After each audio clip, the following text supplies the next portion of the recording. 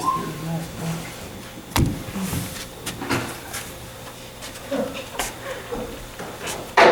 evening, everyone. Welcome. Sorry. Go ahead. Well, Are we good? let me get this recorded. Oh, okay. I didn't. I'm just practicing. Okay.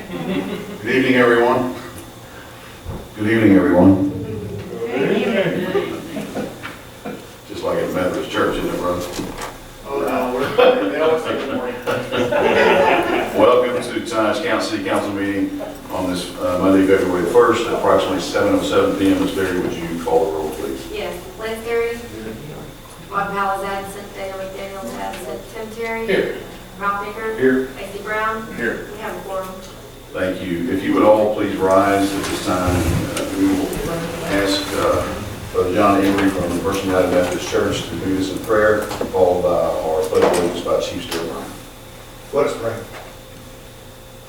Holy God, we come to you tonight at the end of the 1 year and the beginning of a new one, and we come to you acknowledging that leadership is hard. It's always difficult, and it's been especially difficult this past year as we've had to lead our communities and our churches and our schools and our county and our world around us in new ways of being and doing. And we just thank you, Lord, for providing the leadership of our community here in this room as they've led us forward in the ways that they can. And we ask that you continue to bless them, keep them safe. We thank you for the relative the safety that we've had in our community from COVID-19. We know that we've lost lives, Lord, and we grieve for them.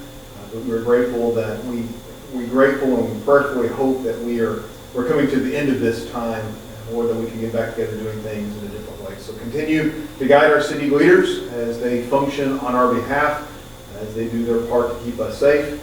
We thank you, Lord, for them, for their wisdom, for their vision, and for the willingness to serve. Bless them, Lord, and keep them safe and keep us safe. In the name of your Son, Jesus Christ, we pray. Amen. Amen.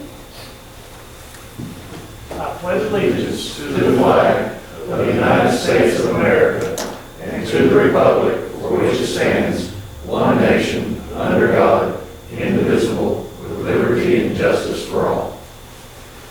Thank you. You may be seated.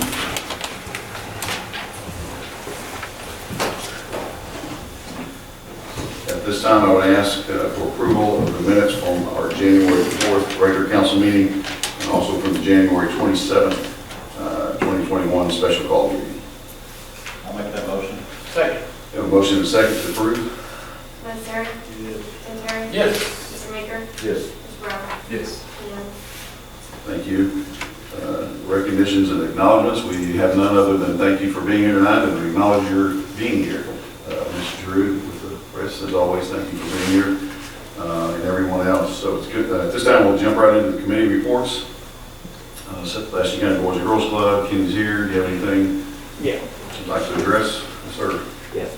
I wanted to apologize. I didn't get you a written copy. We were dealing with a family tragedy with the club today, so apologize about that. Just give you a quick lowdown. Our numbers for after school are skyrocketing right now. A lot of parents going back to work, so they're needing a place to go. We have our flag football and soccer drafts tomorrow night, which we're very happy with the turnout.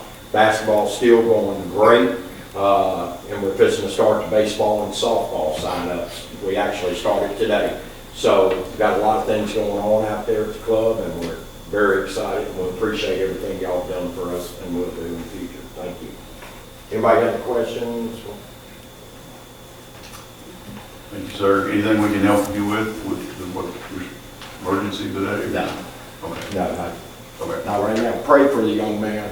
Absolutely. Is this a staff member? No, it was a club member. He's actually a freshman in college now. Okay. We will do that. SRCA, Lisa is not here this evening, but again, if you've had questions or comments or anything, we'll reach out to her. Parks Commission, Joel wasn't, I think called, said he wasn't going to be here. Again, same message to you, our wastewater commission.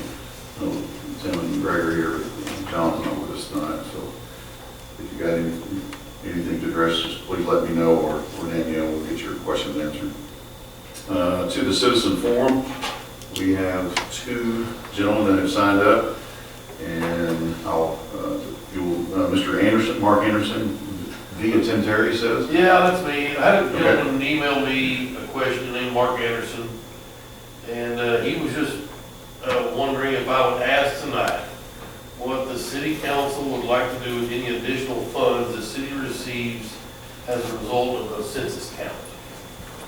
I thought I'd be happy to ask. Is he with the Bureau? Oh, no, he's He's just a resident. wanting to know I about- think he's in his mid-20s, he's a younger guy. Just was wondering. His question is what the we council now would do if we receive funds? Yeah, we get extra money Okay. from the census. Fair question. I wanted to say spend it. In a reasonable Right. manner.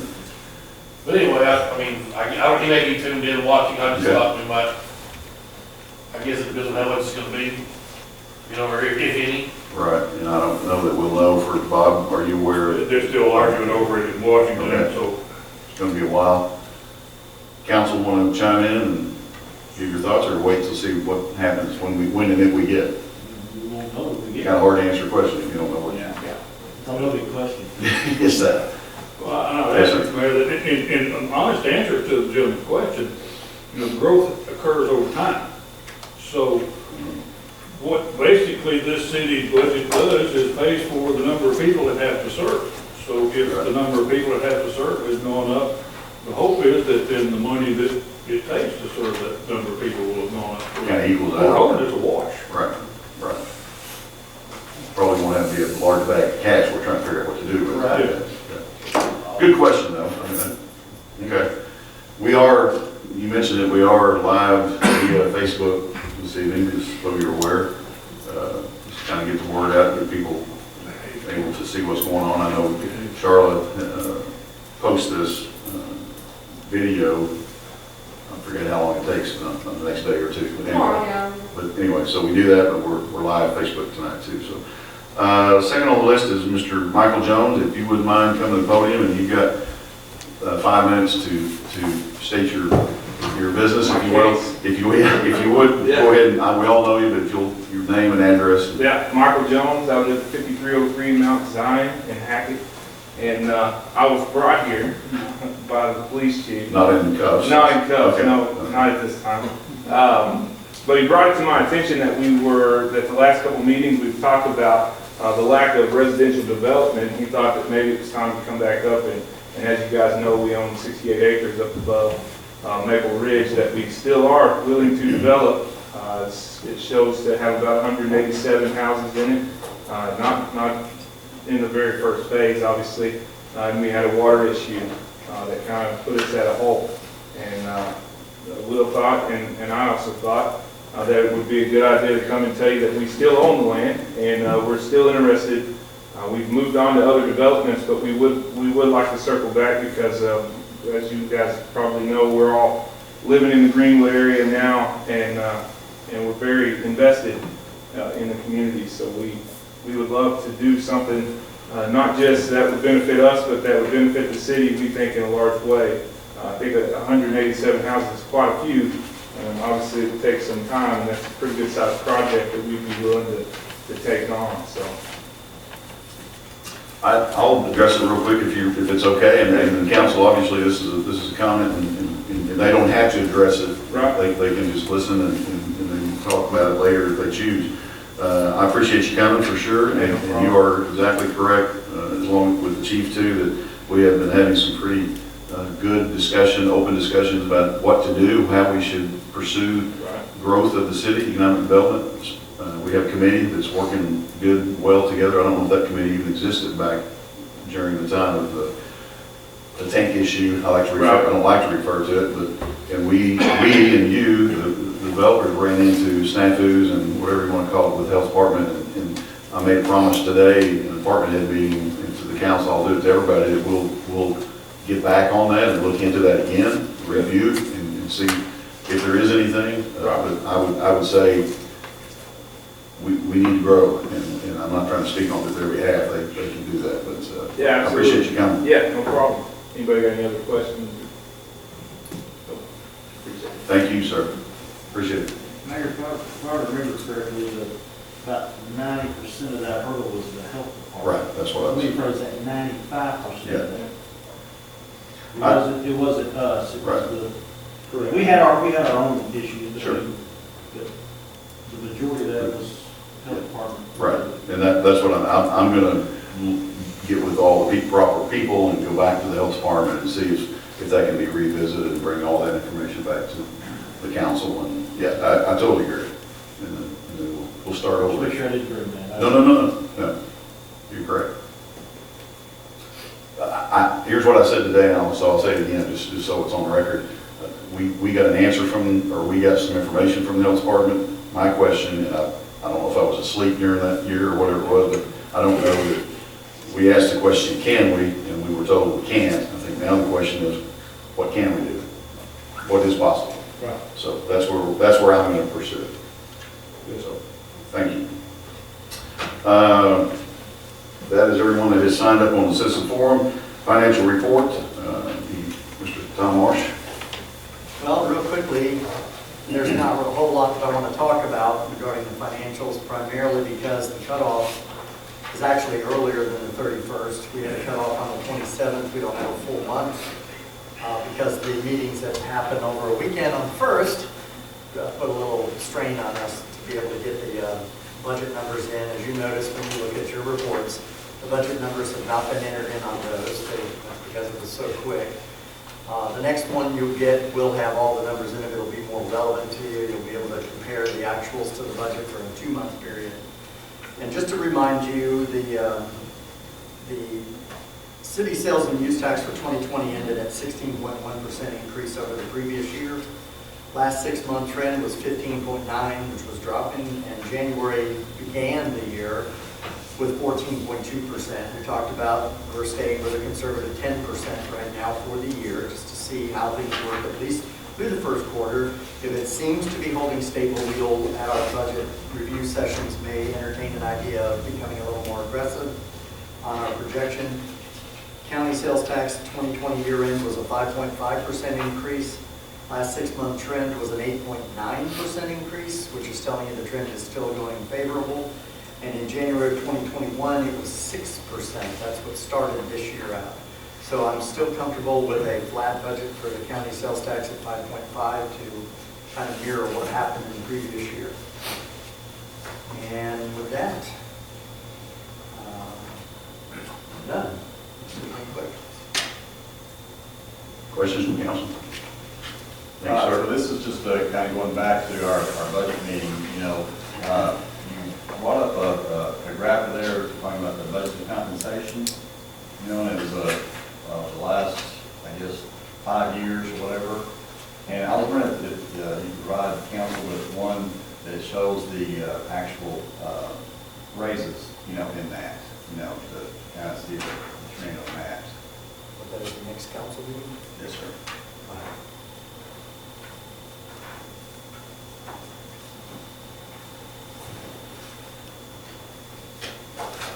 Okay.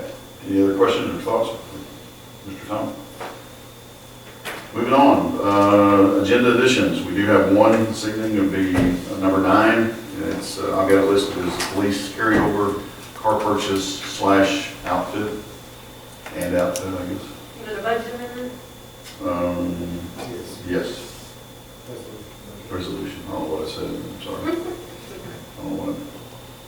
But we're adding that as number 9. You need to speak on it. Last year, we ordered a car. It's number 9. It's number 9. But You're not here yet? No. But I never say anybody that has a gun to what you're doing. I understand, yeah. We move it to the front. It's not that easy. Any motion to move that to the front? I thought not. So, moving on. I'm not telling him no. Thank you, Councilman Terry. Okay, so old business, there is none. Number 1 under new business is, this is something I'm going to table, so maybe it makes up a little bit for what that we're adding on, because I didn't get my ducks in a row as quick as I thought I would. I want to get it put together as I see fit, and then take it to Mr. Hamby for his yay or nay, and then bring it back to you. But just so you know, I think you do have the ordinance in your packet. It's number 502. It was done way back in 1993, so it's been on the books for a long time. I personally had I had an issue with this particular ordinance just a few weeks ago, trying to make it stick, if you will. It is an ordinance. It has some teeth, but it has a $100 fine to go with it. I don't think that's sufficient, and it also does not. And I have not found in any other city's ordinance either to say what you do after you receive the fine. It was just happened to be something that I got kind of personally involved with. So I have Sonny provided me today with 3 other ordinances from 3 other cities that are very, very similar to what they did way back in '93. The only thing, there's a couple of things missing, and one was, it was brought up this morning to me, department head. That's how we had these talks. There was a lot of good discussion, and it was brought to my attention that there's nothing in our current ordinance that allows a special permit, if you will, for something that has to go on if either the mayor sees fit, or something, there's an emergency, we need to be doing some work, or somebody needs to be doing some work in an area that is typically governed by a noise ordinance, if all that makes sense. So I'm going to put some things together, take them to Mr. Amy's office, and I'll get back with you next month. It's not by any means an emergency, but it's the first time I've been in office almost about 6 years, and it's the first time I've ever known we've even had any issue with it, so. I'm going to address it real quick. Yes, sir. And I don't know if Daniel was on the Daniel here. He's not here, so we'll talk about him. I think Daniel was on the council back when we vetted this about 2 or 3 times. And the problem is it's almost impossible to enforce.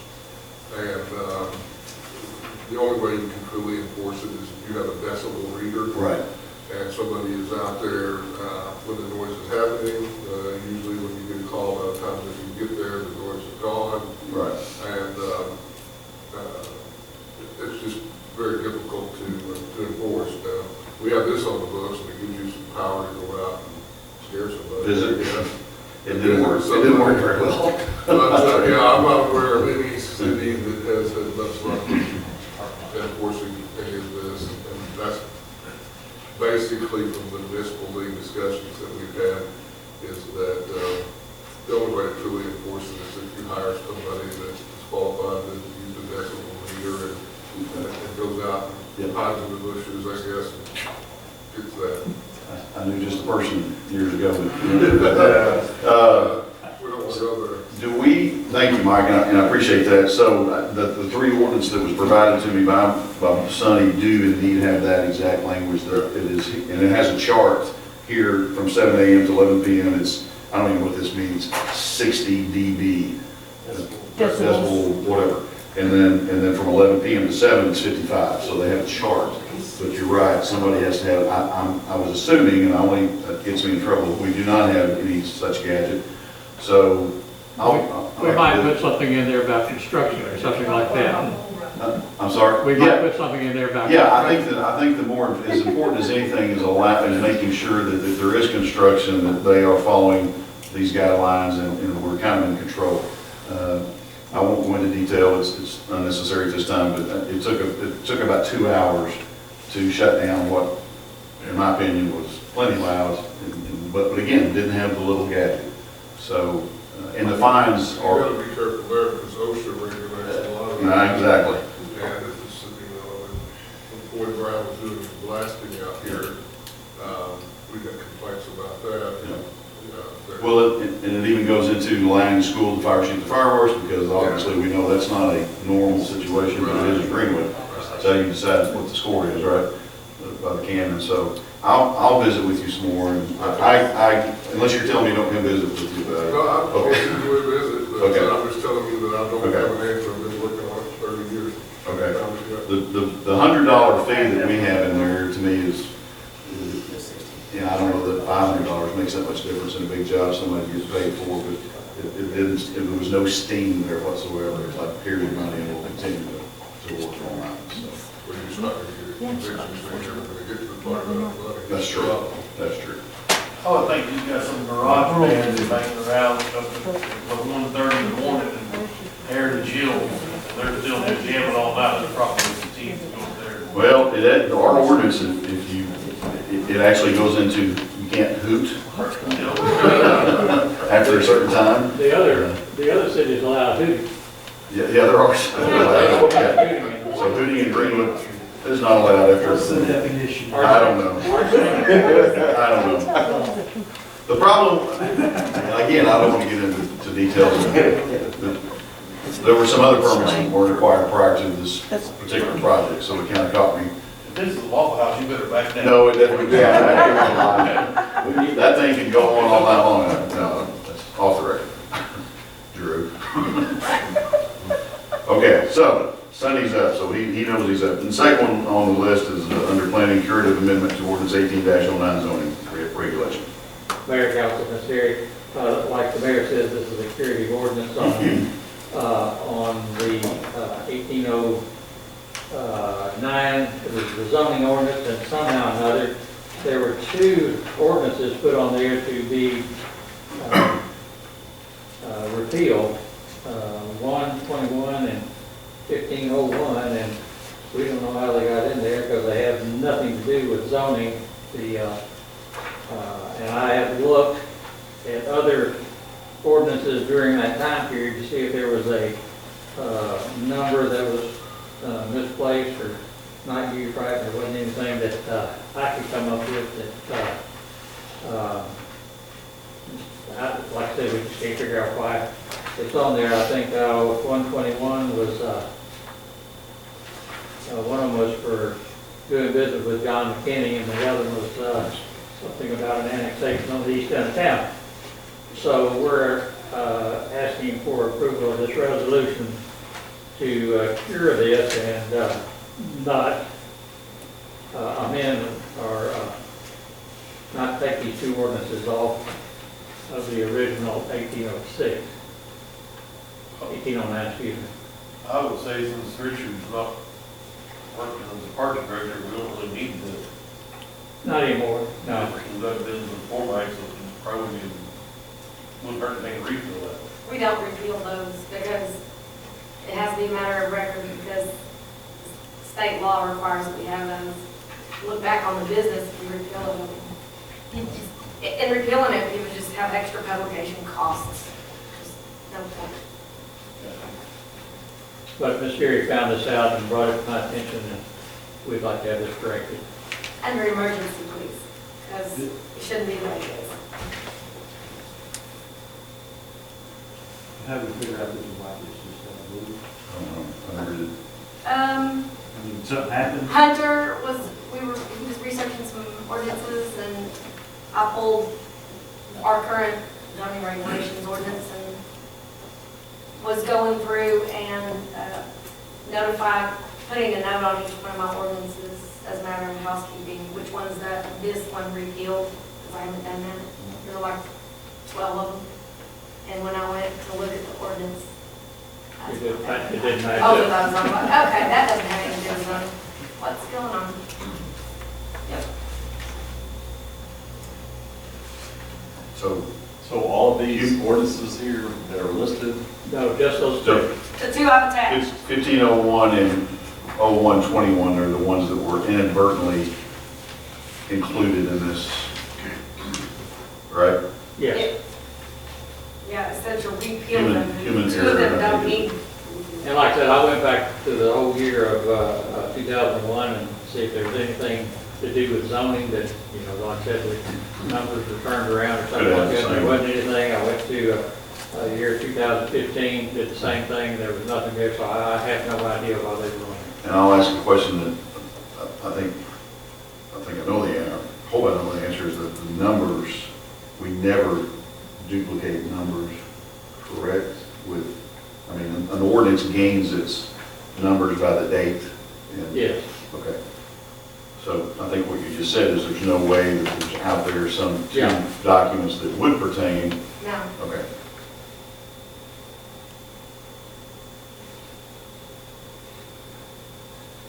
I do have my curiosity up on this 0121 because as I'm reading it here, it's talking about annexing property east of the country club out there. Which is obviously, as far as I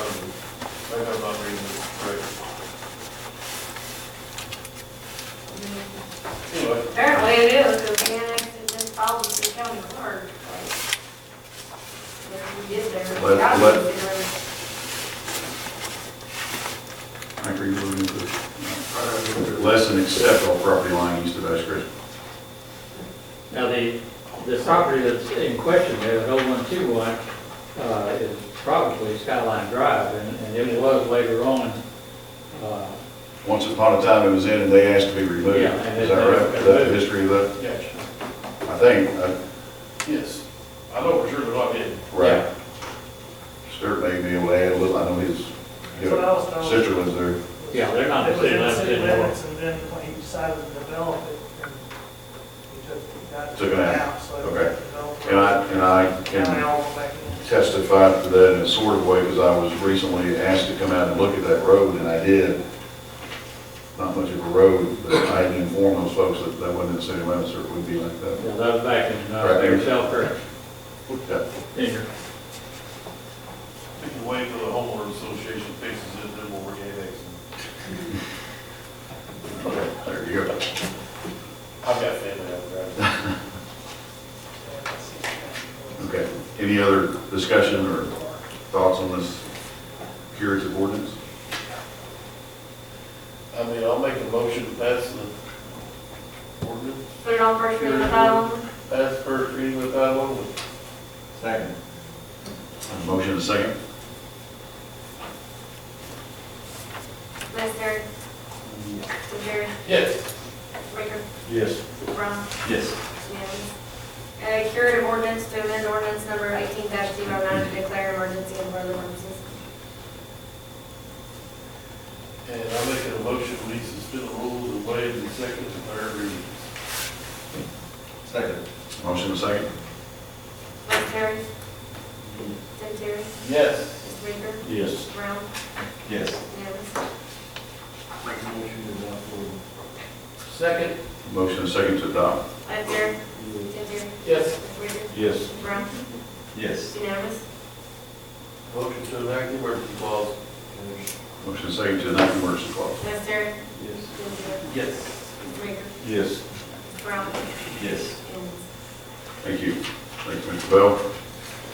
Item number 3, finance, 2019 water sewer audit review. The water sewer state of the union, Bets on the time? this one. This This was presented to the Water Commission. It is their annual audit that was done. We received it at the end of 2020, in December. We are required, once we get the final copy of it, after we did the preliminary close, an audit review. And we presented this at the last council meeting, on the last commission meeting, rather, for water sewer. It is for the 2019 fiscal year. 2020 is just starting. What you have is first a report on some of the findings that came out of the audit. One that will always be involving the city of Greenwood involves segregation of duties. I'm aware of that. Even the auditors are aware of it. In our audit for water sewer, they actually wrote, as is common in cities the size of Greenwood, the available number of employees within the accounting finance department is inadequate to fully segregate duties. Leads to each employee having to do a number of varying duties.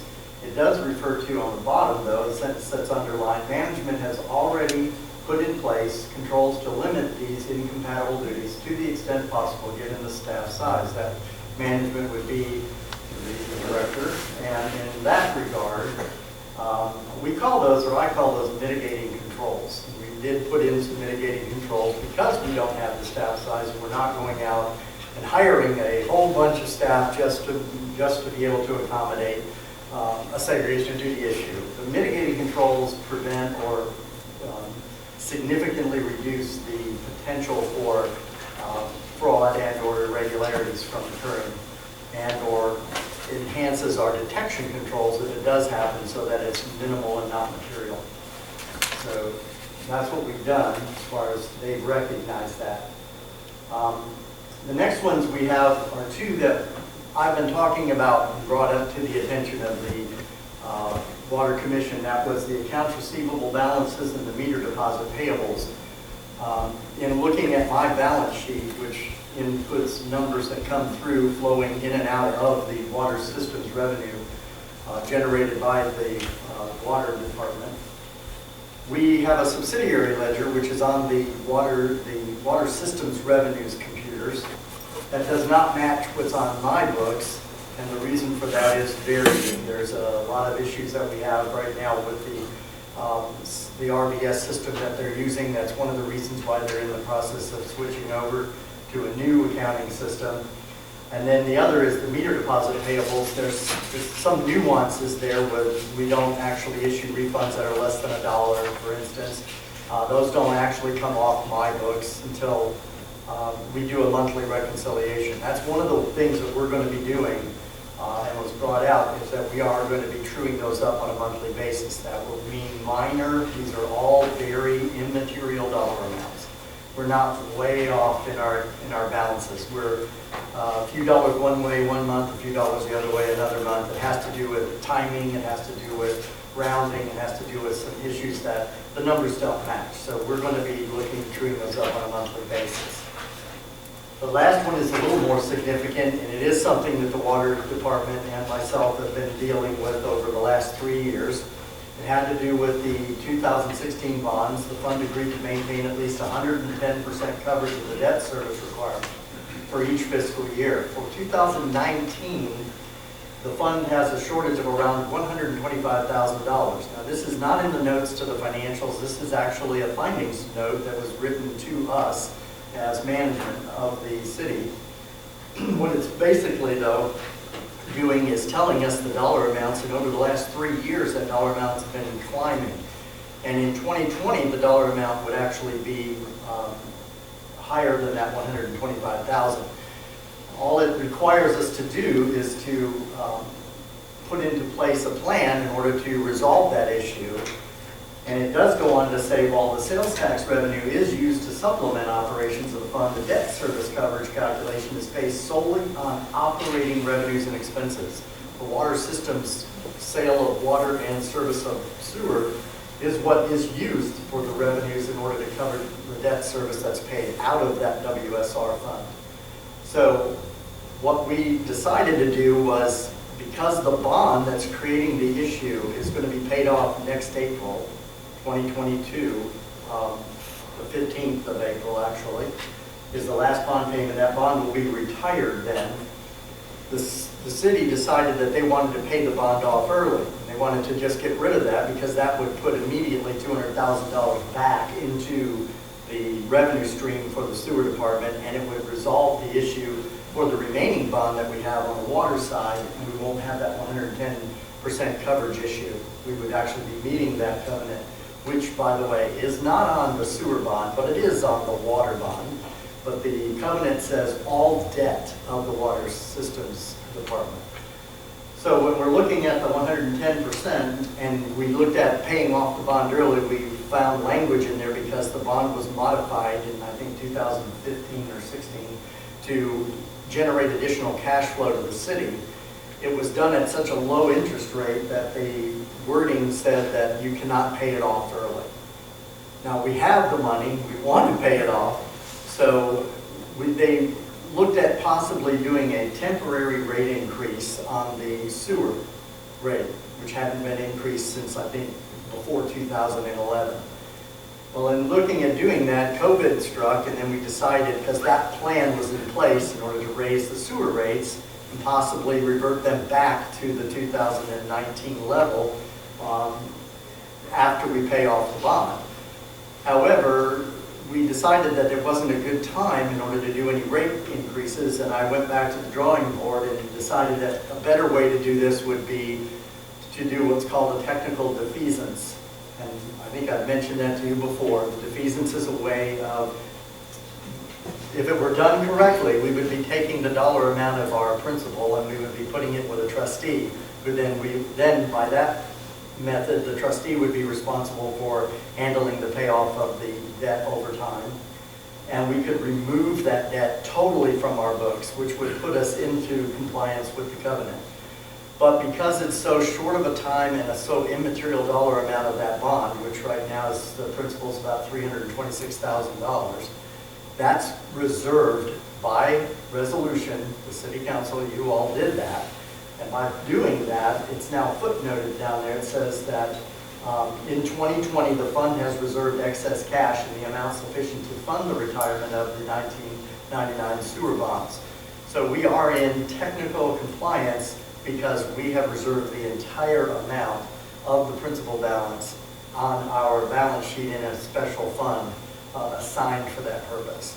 So we met that requirement, and we've done this in cooperation with our, in conjunction with our auditors. So they're very familiar with this, and they say that that will cover us, because all the bond is really trying to do is ensure that there is the money going to be there to pay off the bond when the bond payments are due and the principal debt payments due. They don't have to worry about you generating revenue in your WSR. So their opinion came back as a clean opinion, an unqualified opinion, saying that it meets and presents fairly in all material respects the financial position of the city. They also went on to say that they didn't have any problems with management and when there was no disagreements. That's in their management letter to us as well. So there weren't any issues that were unusual in any nature, in any way, shape, or form. It was a very, very well received audit as far as we're concerned. The notes to the financial statements. These are some things I do want to point out. The depository account, they look at the collateralization of the with securities in the bank that are pledged against what dollar amount we have in the bank. We have in a bank $5 million at the end of 2019, $5,471,000. Now, FDIC only covers $150,000 of that, so if the bank went belly up, we would be out quite a significant amount of money. That's why we have to collateralize with the bank. The bank collateralizes through securities pledged against those excess deposits. So we're covered. So if the bank were to go under, we would be able to access our full $5,471,000. You'll be happy to know that we're also fully collateralized on the other side, not the water sewer, but the city side as well. Compensated absences is something that both the water sewer and now the legislative audit's doing for the city. In that compensated absence, they want to book the liability for what we, by our policy, say we would pay out in the event that somebody were to leave the employee of the city through whatever reason.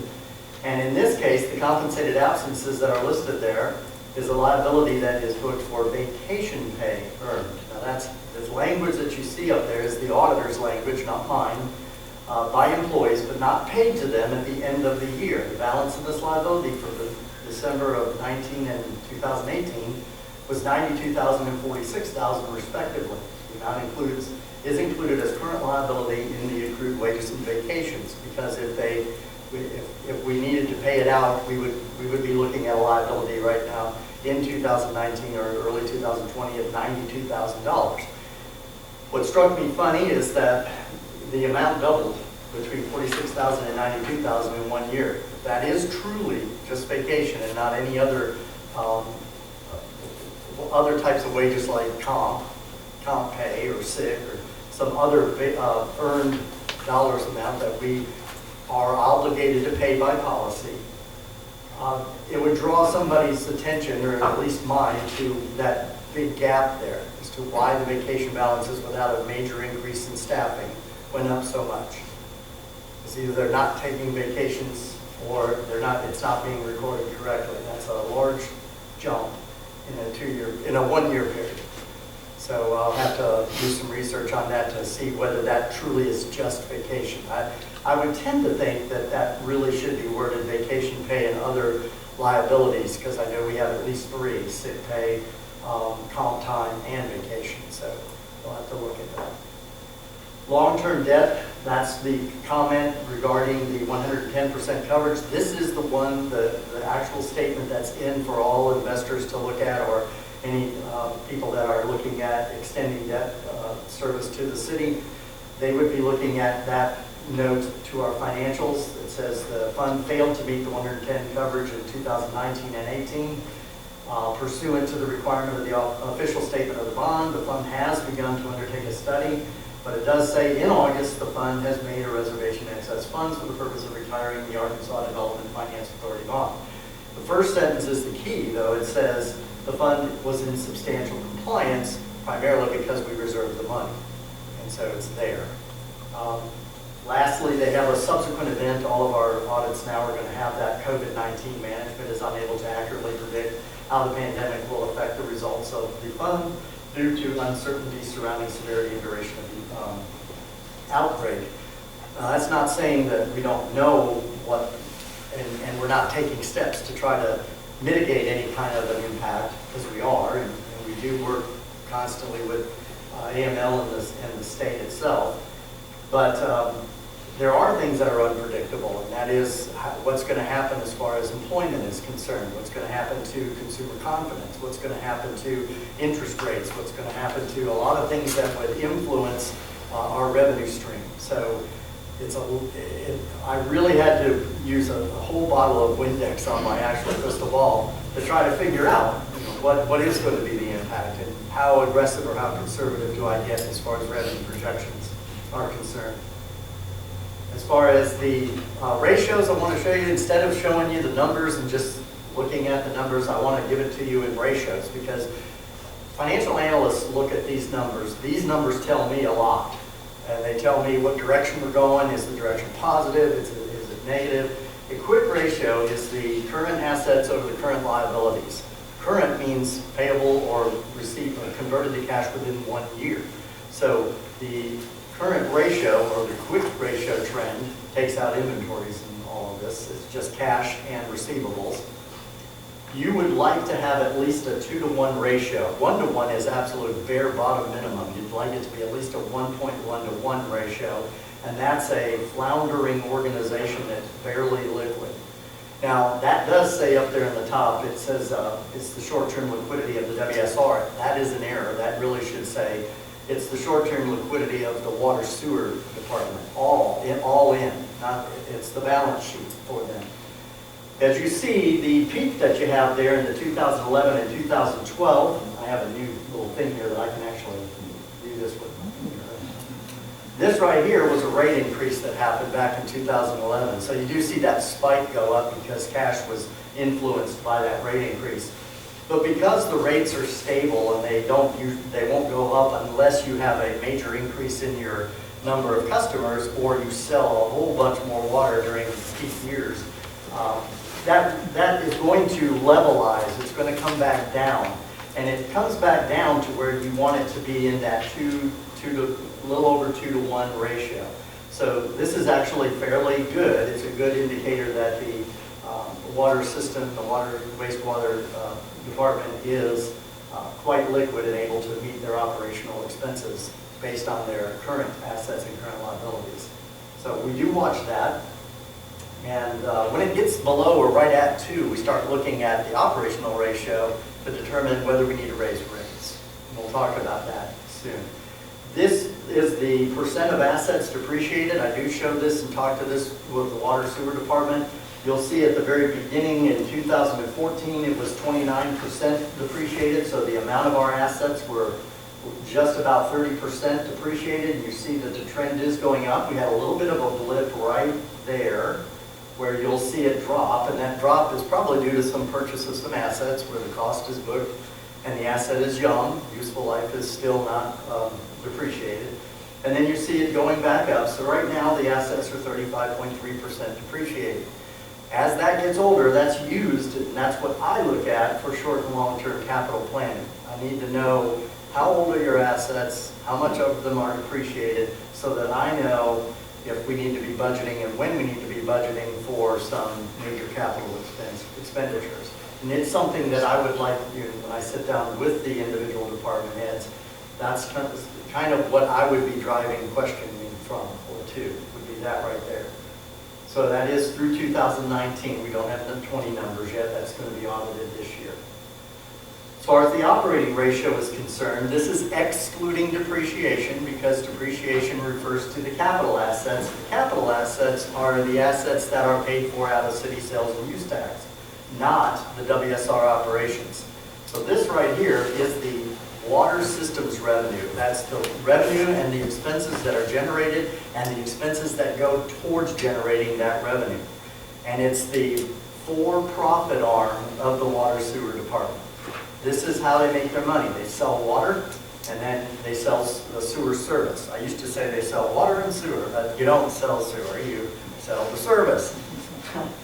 But anyway, I wish I could buy some sewer. Anyway, it was kind of fun. Anyway, what this ratio you want is that optimum line of 70, and that is that 70%. What the calculation is here, just in case you were wondering, is it's the operating revenues, the operating expenses over the operating revenues. That's how that's calculated. And it's the operating of the departments, not the capital side, not the city sales and use tax side, which influences net income. So when you look at this, you see that a good optimum ratio would be 70% or 70 to 1. You're looking at anything between 60 and 80 as being marginally optimum, as going up from 70 and better as it goes down. The lower that number, the better. And as you see, we are tracking, whoa, back up, we are tracking up to 91.89. And what that's saying is that 91 or almost 92% of the revenue is paying expenses. There's a very, you see right there, that's your profit margin right there, it's shrinking. And that's excluding depreciation, like I said, because depreciation is a value that we assess or put onto the books as a result of assets that are already expensed and already bought. However, if you exclude that, you take that noise out, and now you see exactly where you are as far as potential profit margin is concerned. So you don't want that getting 100. Now, it's very easy, but what that's telling me is I see that line going up, is that there's going to be a day when there's going to have to be a rate increase. And we're looking at that, we see that. Or, as it says down on the bottom, that's an indicator of management's ability to maintain and control cost. So, you know, like I said, you can either increase revenues, you can decrease expense, or you can do a combination of both. They have the ability to raise rates. Now, to raise rates, just to say, well, we can cover this 90%, we can bring it back down to 70 merely by raising rates. If there's inefficiencies, as it says down there, or ineffective cost containment measures going on, you're just masking it. So that's why I need to look at what's generating that, what's really the culprit of that going up, and we need to work with the commission in order to try to, when we look at rates, we don't want to just cover inefficiencies. And that's what that number would tell an analyst. What I have here is your operating revenues and expenses. There's only 2 more graphs, so you're almost done. This one right here is showing you the red line is the expenses, and the blue line is the revenues. Now, that's not net income. That's not where it's saying the expenses exceed revenues. What it's showing you is the percent change between year over year. So what you see down at the bottom is 2015, 2016, 2017. The blue line is showing you that revenue, let's say in 2016, went up 1.95%, but expenses went up 5.39% in that year over the previous year. And it shows that when the revenues increased 0.05%, expenses went up 2.05%. In 2018, 0.56 to 4.02. I watch that because that doesn't mean, you look at the 2 trend lines and you see the gap growing, and that's trending the wrong direction. So that means to me that eventually you're going to get to the point where you're going to have to do some kind of a review on whether you want to raise the rates and you want to adjust the rates. Now, just to be fair, I don't think the rates have been adjusted since 2011. For at least water. That's the number I was given, and the charts show that. So that's basically what that is showing. It's showing to me that would support potentially some review on the effectiveness of some of the cost structure in the water systems revenue. Even though they have the ability to generate revenues, again, you'll see this flat down here, this 2017 all the way through 2019. This is fairly flat right there.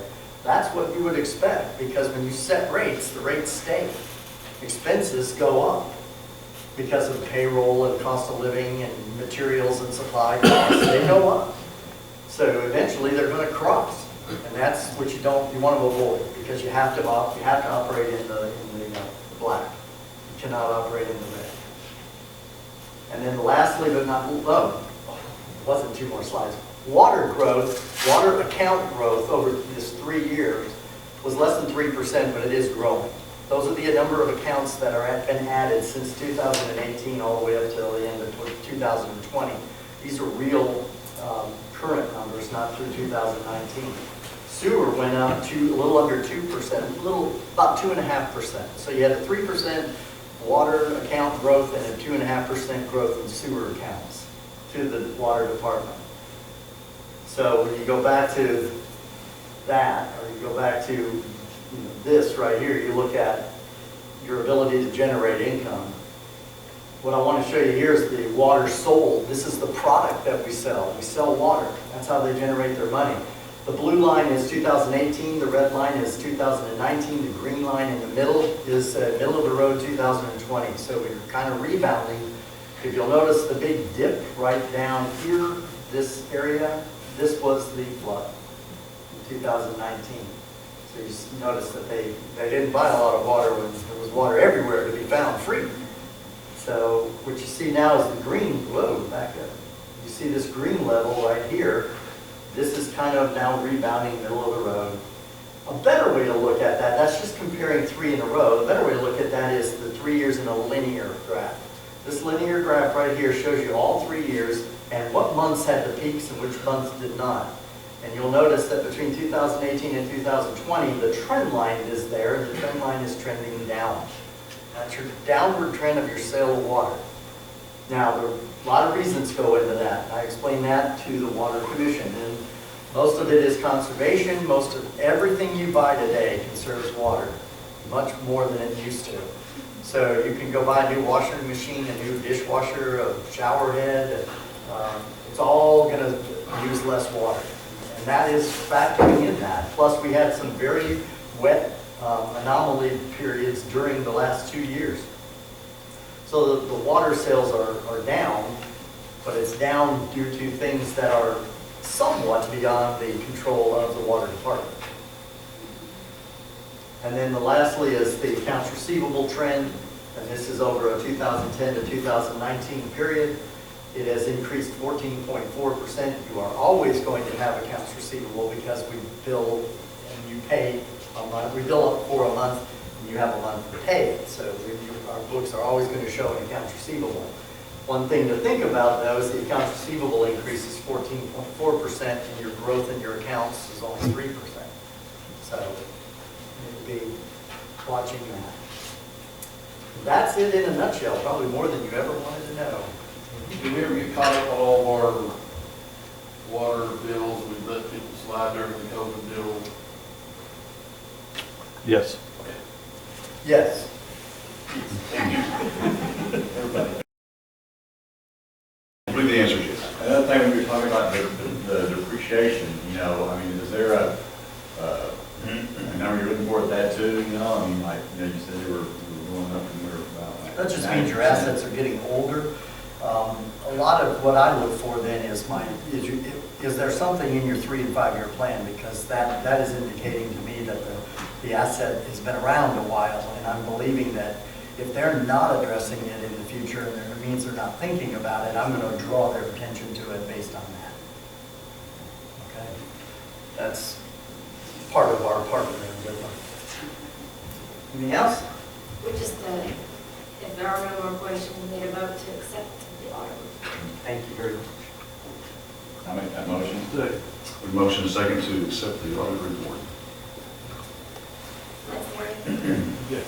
So Terry. Yes. Mr. Baker. Yes. Brian. Yes. Joe.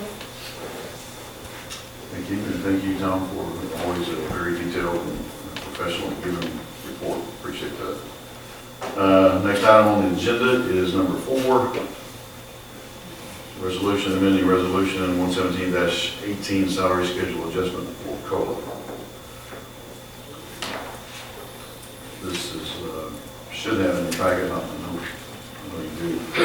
So this is what has been under discussion during all budget study sessions and then last special call meeting also. You adopted the resolution in 2020 that said that this will be increased by COLA, so this is the document since you administered the COLA and budget.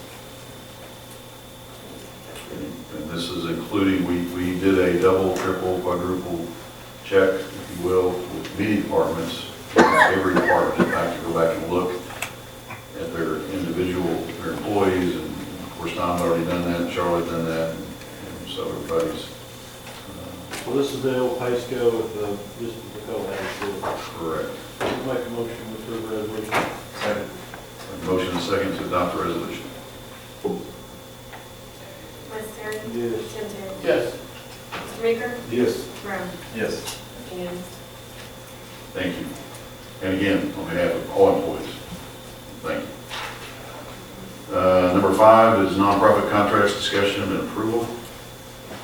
Those are all on your tablets, which I am currently having an issue with. Yeah. Push the Yeah. and it breaks it back up. Okay. So I'm supposed to say that out loud, you just say there was something Well, wrong if with it. anyone else needs to know, I'm there. I'll sign. I'm good now, thank you.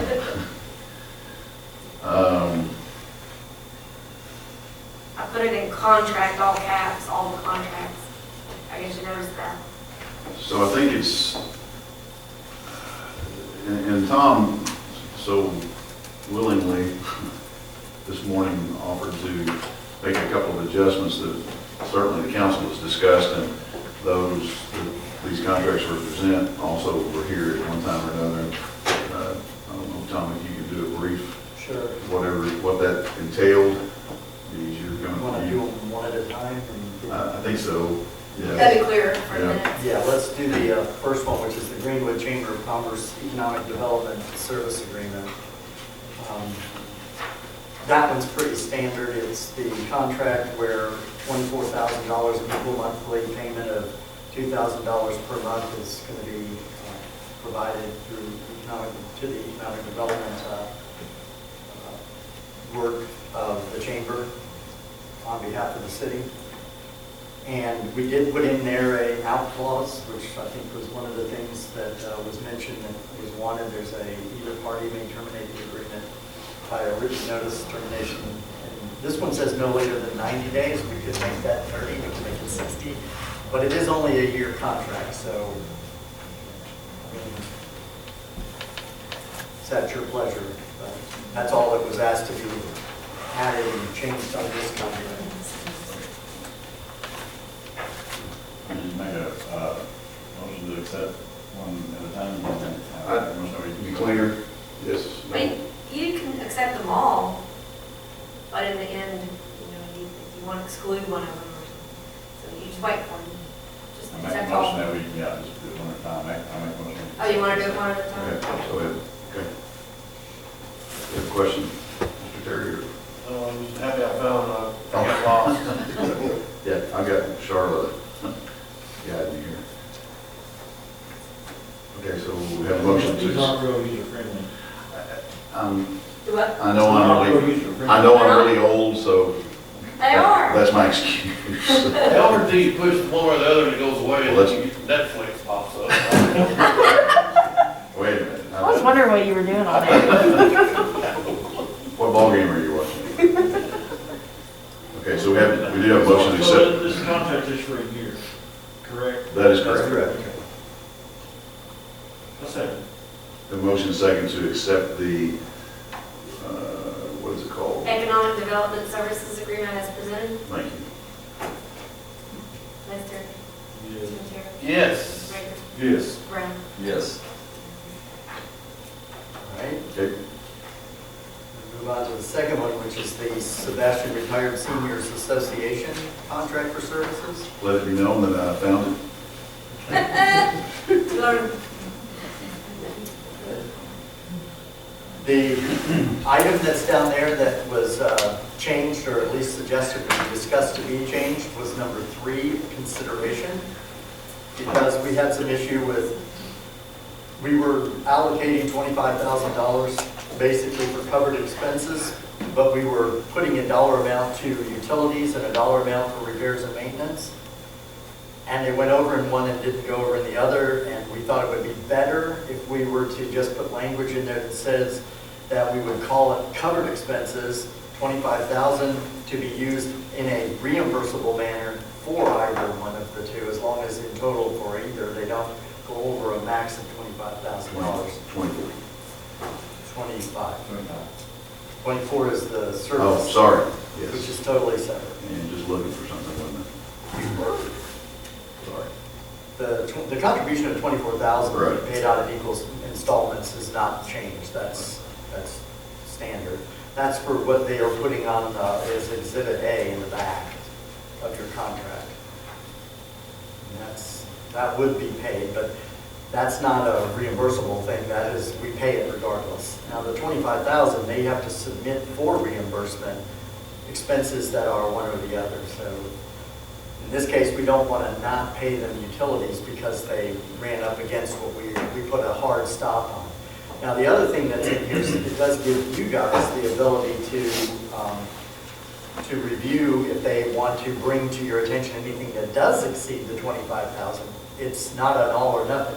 Basically, you can approve any modification to this contract, but they have to bring it to you for you to vote on and amend this contract. That's not the capital expenditure stuff we talked about. Plus the capital expenditure, yeah, that they can come to you with any kind of a need, and it's not dollar amount in here because I wouldn't know what that need was. And we wanted to give them some kind of a fiscal responsible avenue to come to us with. So the 51,000 is going to be paid equally monthly installments. Well, that's the Boys Club, Yeah. isn't it? That's the Yeah. Boys Club. Yeah, it's what it's called. Which one are we on now? Retirement Retirement. system. I did the same, that's the reason I did The what I older said. people. Yeah. Yeah. When I bragged about finding it, I found the wrong one. I went back. Thank you very much. So where do we stand, and it goes back and forth, or maybe it doesn't on as far as a new roof, or, I know we've got a contract with the senior citizen folks, and then we've got some with the lease with the bank. 3-year lease. Right, okay, so we've kind of got those separated out better than we had. So, but as far as building, repair, maintenance, where do we end up on that, as far as what our obligation was, or are we still just kind of in gray area? We got 15 in one and 10 in the other for the 25,000 in total for repairs and maintenance. As far as capital items that are significant dollar amounts that would blow that out of the water, we want them to come to us what that is, and then we would want to go to the bank and sit down with them, seeing as though it's their property, Right. and see if we can negotiate some kind of an agreement. Maybe there's some cost sharing in it, to benefit both parties. That's why we wrote it the way it is, so that there is an avenue to address capital expenditures, but it means it's something that they have to work with us A on. new van or something like that will be included in that.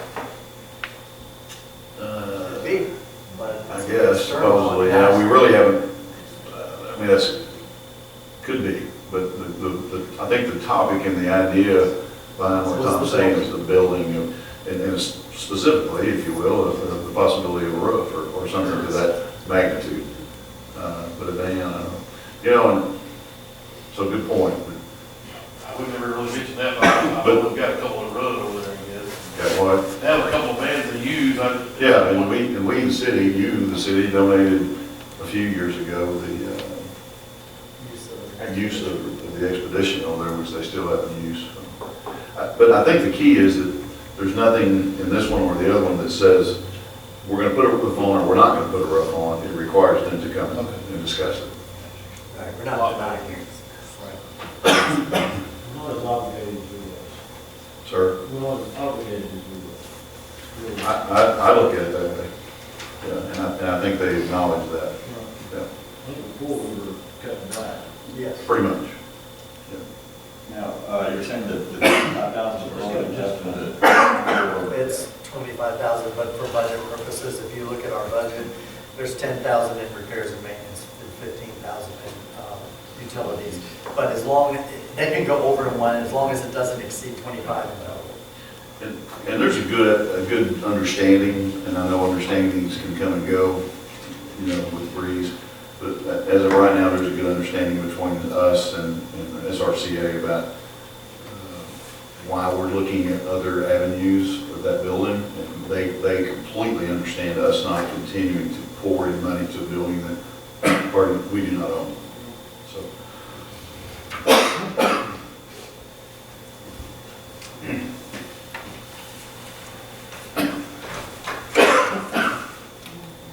I've been tested. I think I'm okay. Oh, I just thought you were choked up. Well, I am a little choked up too.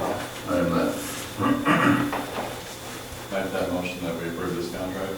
As presented, no changes. That, Is that right? that's With been no a changes? Yeah. we have a motion Second. and a second to accept the contract with SRCA as presented with no changes. Thank you very much. Vice Terry? Yes. Mr. Terry? Yes. Mr. Baker? Yes. Mr. Brown? Yes. Thank you. Unanimous. Thank you. Now we're on the voice vote. That's where that 24. So, They're not in order. I didn't know what order she was in. It just kind of mixes. This one I saved for last because this is something that a decision is going to have to be made on. This funding for the Boys and Girls Club comes from the county sales tax, and it's a pre-distribution amount to them. Now, it's real easy for distribution purposes if like the 51,000 which you mentioned, that is equally distributed. That is for them to just operate their club, pretty much for however they want to use it. It's not necessarily restricted except for youth programs, youth sporting, youth activity programs. That's really the only restriction on that. But the 24,000 was discussed as giving them additional funding. They needed or asked for 75,000. That 24,000, there was some discussion about using it for capital and capital-related repairs and maintaining of a building in a capital nature, like putting new lights up for the interior of the gym or doing something out of the ball fields that is of a capital nature. We didn't want it just to be consumed in the general funds for sporting activities or youth activities. The question was, how do you pay that out? Do you pay that out equal monthly installments to them and just say 75 divided by 12 and that's what we're going to do? In other words, increasing their funding by $2,000 a month. Or if they have an immediate need, which I know Kenny and I have talked about, they do have an immediate need for putting up lights in the gym. And that's going to run about $8,000. Well, if he can come up with, I need $8,000, how do you want to disperse that to him? And do you want to do it, we give you 24,000, we can even lump sum it to them as a one-time payment. And when we do, then we can ask for an audit of that at the end of the year. He has to provide us with an accounting for how it was spent. Or do you want to give it to him on a reimbursable purchase basis, where he comes to us similar to the SRCA and says, I paid $8,000 for lights, I want a check. And as long as he's within that $24,000, we would cut it. And we would do it on an ad hoc basis for whenever he needs it. I like it on the, with the, what it is with the senior citizens, they present to us, the request for reimbursement. Is there a third option that we could pay the vendor directly? Kenny puts it out for bid, however he needs to, or sees fit, depending on, and then and I'm not just to maybe simplify for him, maybe, I don't know, maybe it wouldn't, for him to say, I need these lights, and he Brings us a proposal or Right, a bid, right. and we pay the contractor directly. Now, one of the issues of that, if he spent $20,000 or more on one project, it's got to go out to bid. As far, because that's our, correct, Tom? Okay, I know that's It's a ours, I'm permanent- assuming since. Even for a permanent structure, I thought it went to 35. Well, they tried, but it didn't. It didn't? Well, there's a weird definition. You're right. It does say that. 30 or 30, that's correct. And defining it permanent was the issue. Okay, so if that's the case, then he would never meet that, 24 would never. So that's just the third option, I think. If we done that, that would cut out the audit trail for them. They wouldn't have to worry about that. That's what I was. I just, are you talking about coming every month, or can we just, until we spend the 24? You've got $24,000 to spend, and you're gonna spend 12 on something, and you know you're gonna do that, you're gonna get your, I mean, you may want to get bids anyway, because for whatever you're doing, but you're gonna come to Tom with that $12,000, and he's gonna cut you a check.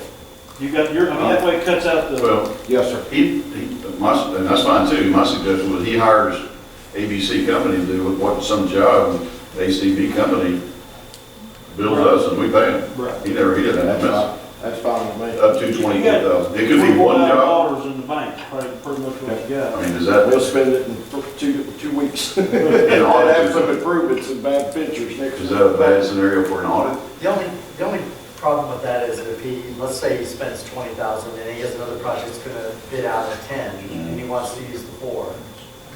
If we're paying directly, then I don't know how to split that up. So it'd be better if he says, here's the bill from the company, and he presents that to us, and we allow him to, we pay him with the copy of that bill, sort of like, even though we're not reimbursing him. Okay, that was my, I put myself, Ahead, he provides me a bill. okay, that would be, I was trying to get out of, I put myself in his shoes back 100 years ago when I was in his shoes, and I'm thinking, if the club's having to spend $8,000 tomorrow, they don't have 8,000, they may not have 8,000. Right. But we can give it to him ahead by him presenting us the bill or the bid, and then he uses that for that payment. We have our documentation. That way, if he does submit a bill for $10,000 and we only have 4 left, we'll cut him a check for 4, and he has to come up with the other $6,000. I think he's not ahead no matter what, he can quit. Oh, I'm happy. I'm like Tim in the cake store. On number 1, the last sentence, Yes. second to the last line, it says, character and citizenship amount the city's use. What does that really? Where? I can't figure out what that might actually be. I was trying to figure it out and thinking, if you replace the letter. Where is it? What's the, number 1, Okay. last sentence. Got it. We changed it. What is it supposed to be? I'll figure it out. I can't figure that out. That's an accounting term. Oh, is it? Amount. Amount, it is, yeah. Now, I think, let's see, I think it was, I've never read it before, actually. I'll fix it. I think Councilman Powell suggested that whatever projects that fall within this 24, I think with Councilman Powell or Danny McDaniel one, that whatever projects these are, that the council's name is attached to this project, you know, say you put a dugout that has got Councilman Terry, and I'm messing with, because they're not here. Never mind. I'll do it. Moving on. Glad.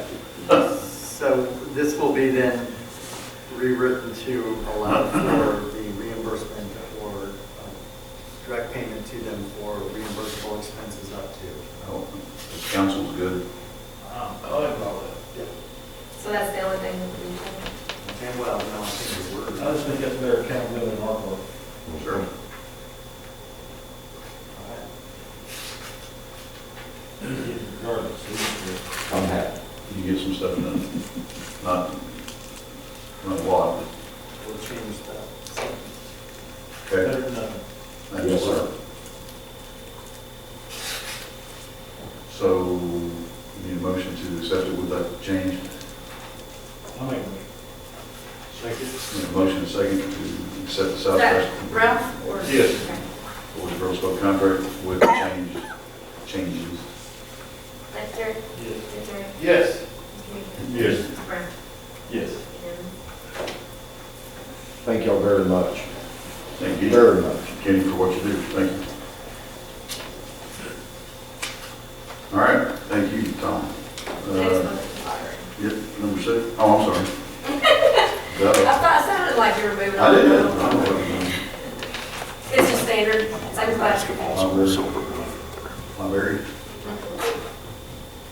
So we've got $2,500 in the budget, is that right, or is that amount different? This contract says $2,500. that's what it, yeah. Is it? I guess I, It's small. yeah, I just thought it was an odd amount, not like.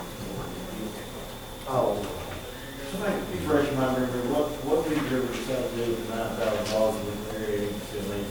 Senior went citizens. to the senior center. That's That's why it's. I thought that's, but I wasn't. Sure. I slept since then. Well, I I, had to look and brought back up, so. I'm the one that brought it to the attention, and then I had to go back and ask Tom to remind me, but that, yeah, it did. That's what it is. Did you say we gave this 2,500 last year to the library? We always get one for the library? Yes, They sir. have, Years and years. To pay the salary. I'm glad we have, I don't want to recall it. Just the, I mean, have we always had a contract or? no, No, auditors were already. for whatever reason, there wasn't, it was just, There you go, yeah. a few years ago, they went, well, where's the contract? How'd you come up with $2,500?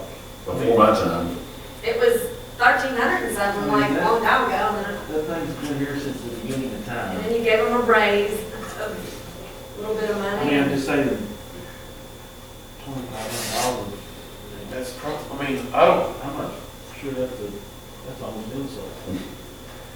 but I'm sure it's probably not that bad, or they might be coming over and asking for more, I would assume, but, Have you been in there, Lynn? well, I've been in this library right here. I'm talking about. Holy smoke.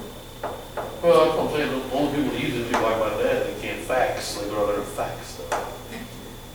They're You sending- can't get through it.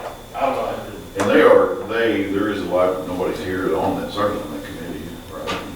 I'm not going to give them a mention, I'm just saying. No, That there's a committee place that is working to go toward building a new facility. Plenty of money, just don't give it to I a go, certain church would love to move. absolutely. But is- anyway, That's like an iPhone. it is. Right. That's like old school. No, that's the building. I still got my little pink card that has a metal plate in it. That's right. Shove the machine to That's right. get so. I heard any discussion that if they were to get a new building, that we could take that as a senior citizen. Well, we've not had that discussion. Not had that discussion. I'd have a hard time ever with the city without a grant. Right. You'd have to outbid the church. Also, I think there'd have to be a lot due to that building, but I It mean, wouldn't. kitchen in there. It wouldn't work as a senior citizen center.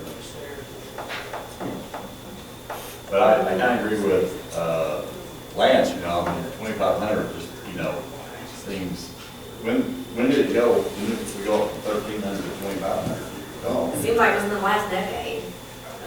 I mean, it's been 2,500 for, That blue paint's been there since the beginning. I think it goes specifically towards salaries. Yeah, the phrase, Salary. It's not for the building, it's. right, I'm just saying. Frame I the mean, cost of the library. 2,500, you know, I mean, still, that's, not much. is that? They get their funding from the county, I mean, that's who, we're just I nice agree, to but help I'm it just out. saying, I mean, that's just, We're being benevolent to help them out, I think. Because most of their funding We were is. told Scott County was giving me money, their name used to be on there. Used to be the Sebastian Scott. Yeah, I talked to Renee Myers. is there anything in this contract we ought to need to discuss? There's nothing different. No, It's the I'll make a same. motion to approve. the contract. Second. A motion second to approve the contract with Sebastian County Library. Les Terry, Yes. Jim Terry. Yes. Mr. Baker. Yes. Mr. Brown. Yes. And, yes. Okay, thank you. You make it fall. I'm scared. I know. Number 6 is ordinance repealing ordinance number 20-04, amending ordinance number 16-09, city clerk treasurer salary. It is by law that this is done. Yeah, so, just to point out, those shaded areas in all three of these, mayor, city clerks, and the city attorneys, that little shaded box, and this is raising them on the maximums. Why do we raise the minimums? Sir? Why do we raise the minimums? Just curious. Just to give people more money at a starting rate. Yeah, you're just acknowledging the COLA for someone that is beginning in that, I mean, same reason you do it for the top out, in my opinion, but it just reflects if somebody's being hired in a position, they need to make what's, they can live Raising on. the minimum wage is gonna be at the minimums. Yeah, that's true. So that's my, probably better. They keep Well, raising that's the what I wage, look we're all at, gonna be just broke. whenever you hire somebody new, I mean, I know, so, we're not gonna start here, on the low Keep end. raising the minimum wage, and I'm gonna quit. If you don't move it, yeah, you're not costing yourself anymore, but you're trying to get somebody at a pay scale that is not par with the world. Well, let me give you a hypothetical. You decide not to run for mayor next time. Right. Some shyster wins. Well, who sets his pay? Your scale, you have a minimum scale that you can hire in, and you can hire that new mayor, Take it all the way down to the or bottom. you don't hire him, you accept his Right? being mayor with that. The minimum. council can say, we're gonna set you at the minimum and see Yes, what sir. happens. And that's what the general rule of thumb should be to begin with. Somebody coming in here and does it, doesn't have the experience or the know-how, a lot of start at the minimum to begin with. And someone that is running for office, mine, either one of these folks, should know what they're running for, and the possibility that they are running for that minimum wage. Now, that doesn't mean that they are, or you are. If I was running again, had to start all over, I would know that I'm not guaranteed anything more than that minimum wage. But Which means you might weed out some folks and think, well, I'm not gonna just pay 40 grand. yeah, and that was a lot of the discussion back when that was set. I mean, I know, I was in office and there was a discussion on how do you do that. But yeah, you're exactly right. Anyways, I was gonna say, on the shaded box on all of them, those numbers are what are in the budget that you approved, but note that it's a 1.3 and a 1.7, so it's 1.7 merit raise from last year on all three. So, you understand? It's got the COLA in there, but the actual merit raise for each of these would be only 1.7% over last year. So it's up to you. That shaded one can come back down to 1.3 if you need to, or stay at the 3% that includes the COLA. Do you understand what I'm saying? I just wanted to point that out. Same For decision, transparency's sake. same decision that was made on the matrix. And it does have to be passed by emergency on the clerk and city attorney because by law. And if it's not passed by emergency, well, I'd have to wait until, we'd have to wait till April when Tom would be mad to have to give us retro pay. So, I would, and That's right. maybe Shannon, you don't want to do that. And I think it's worth saying too, that and if you want to address it today, so I have one with my salary on it, and in the past, that has not been, I was gonna address it. Go ahead. When we're on your ordinance. oh, sorry, I always like to jump ahead at least 2 spots, because we're only talking about yours at the moment. That's right. Very good. Thank you. I didn't get up walk in front of everybody. I had to mention all three because it applies. But I'm not happy. Okay, sorry. The budget's gonna be passed, so I make a motion to approve it. That are on first reading by title only? Yes. Oh, second. Have a motion and a second. Lance Terry, Yes. Jeff Terry, Yes. Mr. Baker, Yes. Mr. Brown. I guess I'm lost, or it says repealing, repealing 1609? No, it's amending, not repealing. Okay. It's amending it only for this minimum maximum wage in the current term. Okay, Your number 6 on your agenda says repeal. does it, I'm sorry. That's what it is. Sure. 2004 was from last year, right? Oh, yes, it does repeal that. Yeah. Yeah. Yes, it doesn't repeal 1609, that's what AC asked. Right. Is that repealing 1609? It's not. 1609 is not repealed, but 2009 is what it was last year, yes. So does the repealing need to be included in this, And the title? yeah, or in this ordinance? Or That's good. Yeah, I think it does. Yeah, it does. It's missing. I'll insert the repeal language. Yes. Okay. I guess we need to backtrack and I'll make a motion for this, for the changes. Yeah, repealing last year's. Second with the changes. Motion second with change. All right. And I see Brown, remains. An ordinance amending ordinance 16-09, repealing ordinance number 20-04, and establishing salary regulating expected work hours and benefits for the elected city administrators and city governments and for other purposes. And I will also be adding section 1 that repeals, expressly repeals 2004. Did you say this had to be passed by emergency? It needs to be, yes, It's sir. not, it's not in the deal there. The emergency fund, Not the top. or not the top. Okay, I'm gonna add that. That thousand. I know.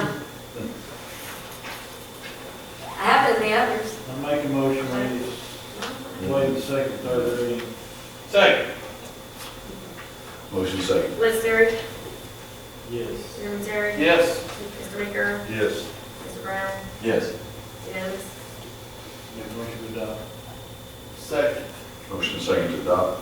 Liz Terry. Tim Terry, Yes. Mr. Baker, Yes. Mr. Brown, Yes. unanimous. Make a motion, we enact emergency clause. Second. Motion second to enact emergency clause. Liz Terry, Tim Terry, Yes. Mr. Baker, Yes. Mr. Brown, Yes. unanimous. Don't you know another left or right? Do what? I said, don't you know another left or right? Big setup? I can, but it's kind of obvious what's going on here. I just give you my. First time she did it, it was a little disturbing. It's very. Liz didn't like, he didn't like it. How come all these are Might change. worded differently? Like what?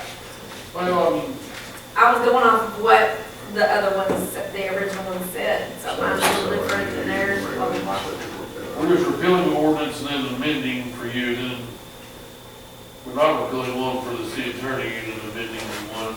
I know. I may have forgotten the repeal thing in all three of those. One of the biggest, Items. one of the biggest differences, or the only difference I think in the title is the expected work hours for her and I. It's not listed on the city attorney. I think that's, is that what you're So saying? either way- Well, I'm just saying that I would have thought all three of them would have been a repealing the ordinance Oh. and amending something else, Gotcha.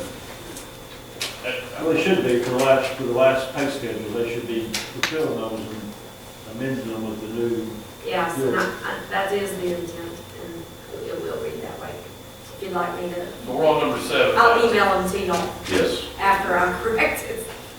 Yes, number 7 will be the same process and the same adjustments, I think, made in the ordinance, I believe, Yes. on adjusting salary for city attorney. Does that make sense? Yeah, it needs, Reads the same. So are we just gonna be amending 2003, or are you gonna be repealing 2003 and amending whatever we're gonna do? You're gonna be repealing the old pay schedule, and then, So we're gonna be adopting 21, whatever. right. Or you're just amending that pay, this ordinance to the new. To the, You don't know that you, You have to repeal. yep. well, Mike, you want to chime? he doesn't. Okay. He's probably like, oh, I don't know what she did. Well, because the one for his, it don't have the, for emergency, it don't have the emergency clause in it either. Right. This is the ordinance amending ordinance 20-03. Okay, you do it all three the same way. Yeah, exactly. Right, That's, I understand that that's which one. because all three are elected officials, so it should be treated the same. Just different. Well, different numbers. And different numbers. Yeah, we're not being. Title, yeah. so, I mean, yeah, going back, is there an ordinance 16? 10, 15, 11. She's on the ball. Yeah, I mean, I'm looking at,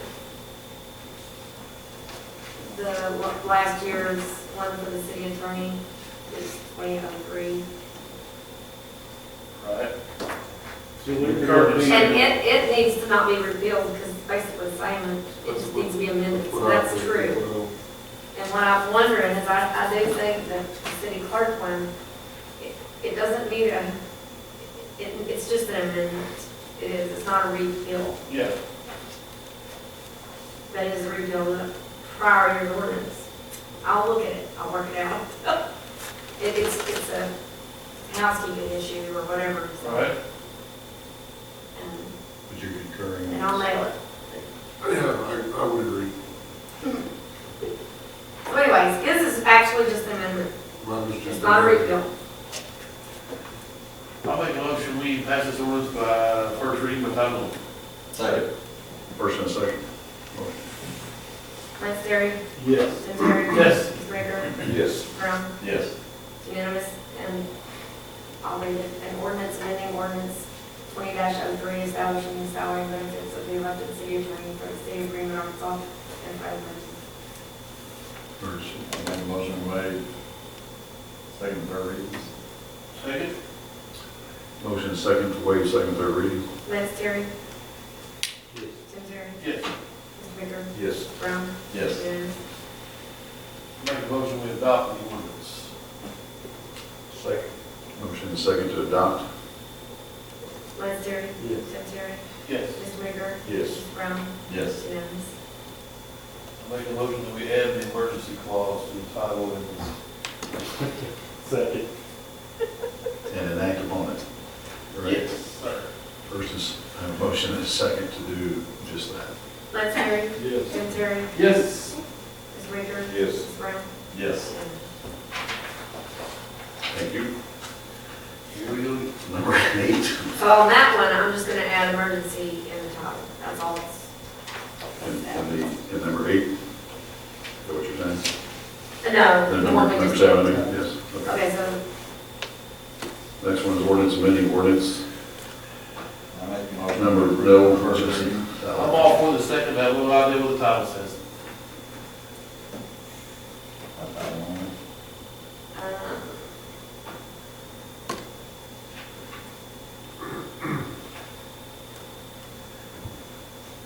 I'll second with the upcoming changes. I got you. I think that's what I thought you were. Yeah. who made the motion? Motion came from AC, second from Tim Terry, with changes forthcoming, Yeah. or as the commissioner says, forthwith. This one needs a rebuilding last year, and it's just like, pretty much just like mine.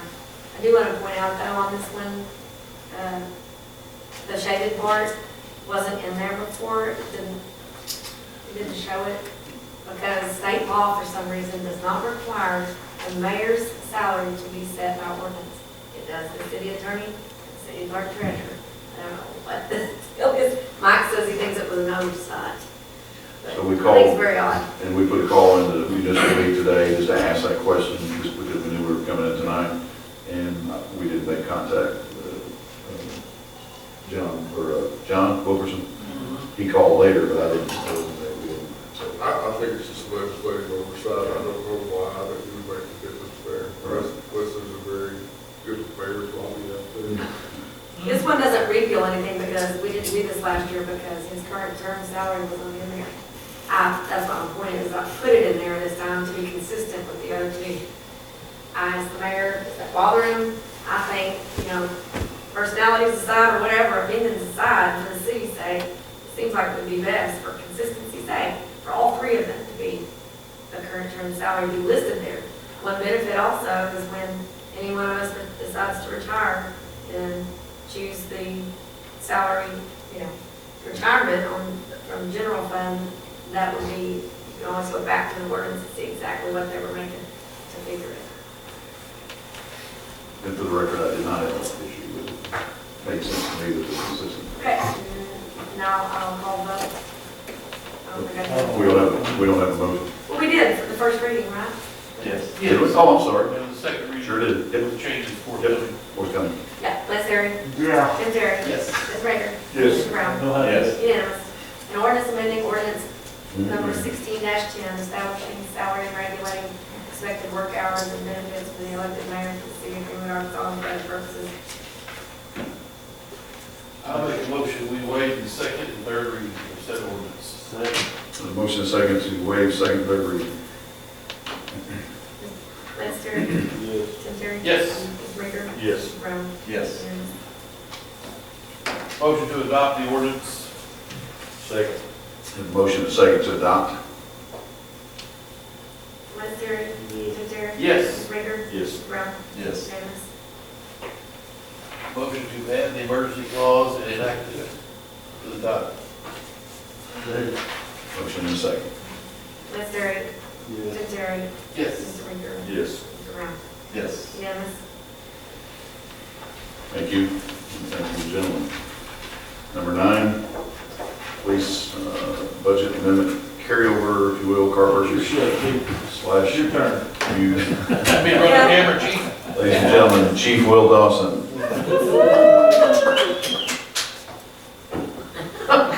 That was a look. You're not gonna- This is my oversight, and last year we ordered a car in early October. It took till October until they started making the chargers for us to be able to order it. Couldn't get Tahoes. Basically, the only thing we could get was Durangos, and we wouldn't do that. So we ordered in October, and it was supposed to be in by December. Now it's supposed to be in by the end of February. But I got with the outfitter and kept asking for an invoice. He sent me all the invoices, and I thought we paid all the invoices for everything we had outstanding, and this one was not one of them. So I failed to tell Tom to ask for that carryover, and that vehicle was supposed to be in February, like I said, and then outfitted directly after. So are you asking just for the outfitting or? are you No, asking the car for on- too? Cars in there too. So the money's over there. You approved it in the budget last year, Right. and You failed to get we didn't get carryover. the invoice, and he didn't carry it over, so it wasn't in the budget for 2021. It is an approved expense. It's just needing to be, well, I need to amend the budget for this. It's last year's capital budget item. I'll make one. Second. Motion and second. You make a motion to do what? And then, Wait. The carryover, whatever. To approve the resolution, Yeah. yes? I Okay. don't have a resolution in front of me. You It's don't? it's in your last page of your packet. Oh, well, there it is. Okay. Yeah, I make a motion to that resolution. Okay, good. Good. Second. Got it. Lester? Tim Terry? Yes. Mr. Baker? Yes. Mr. Brown? Yes. Unanimous. Thank you. thank you.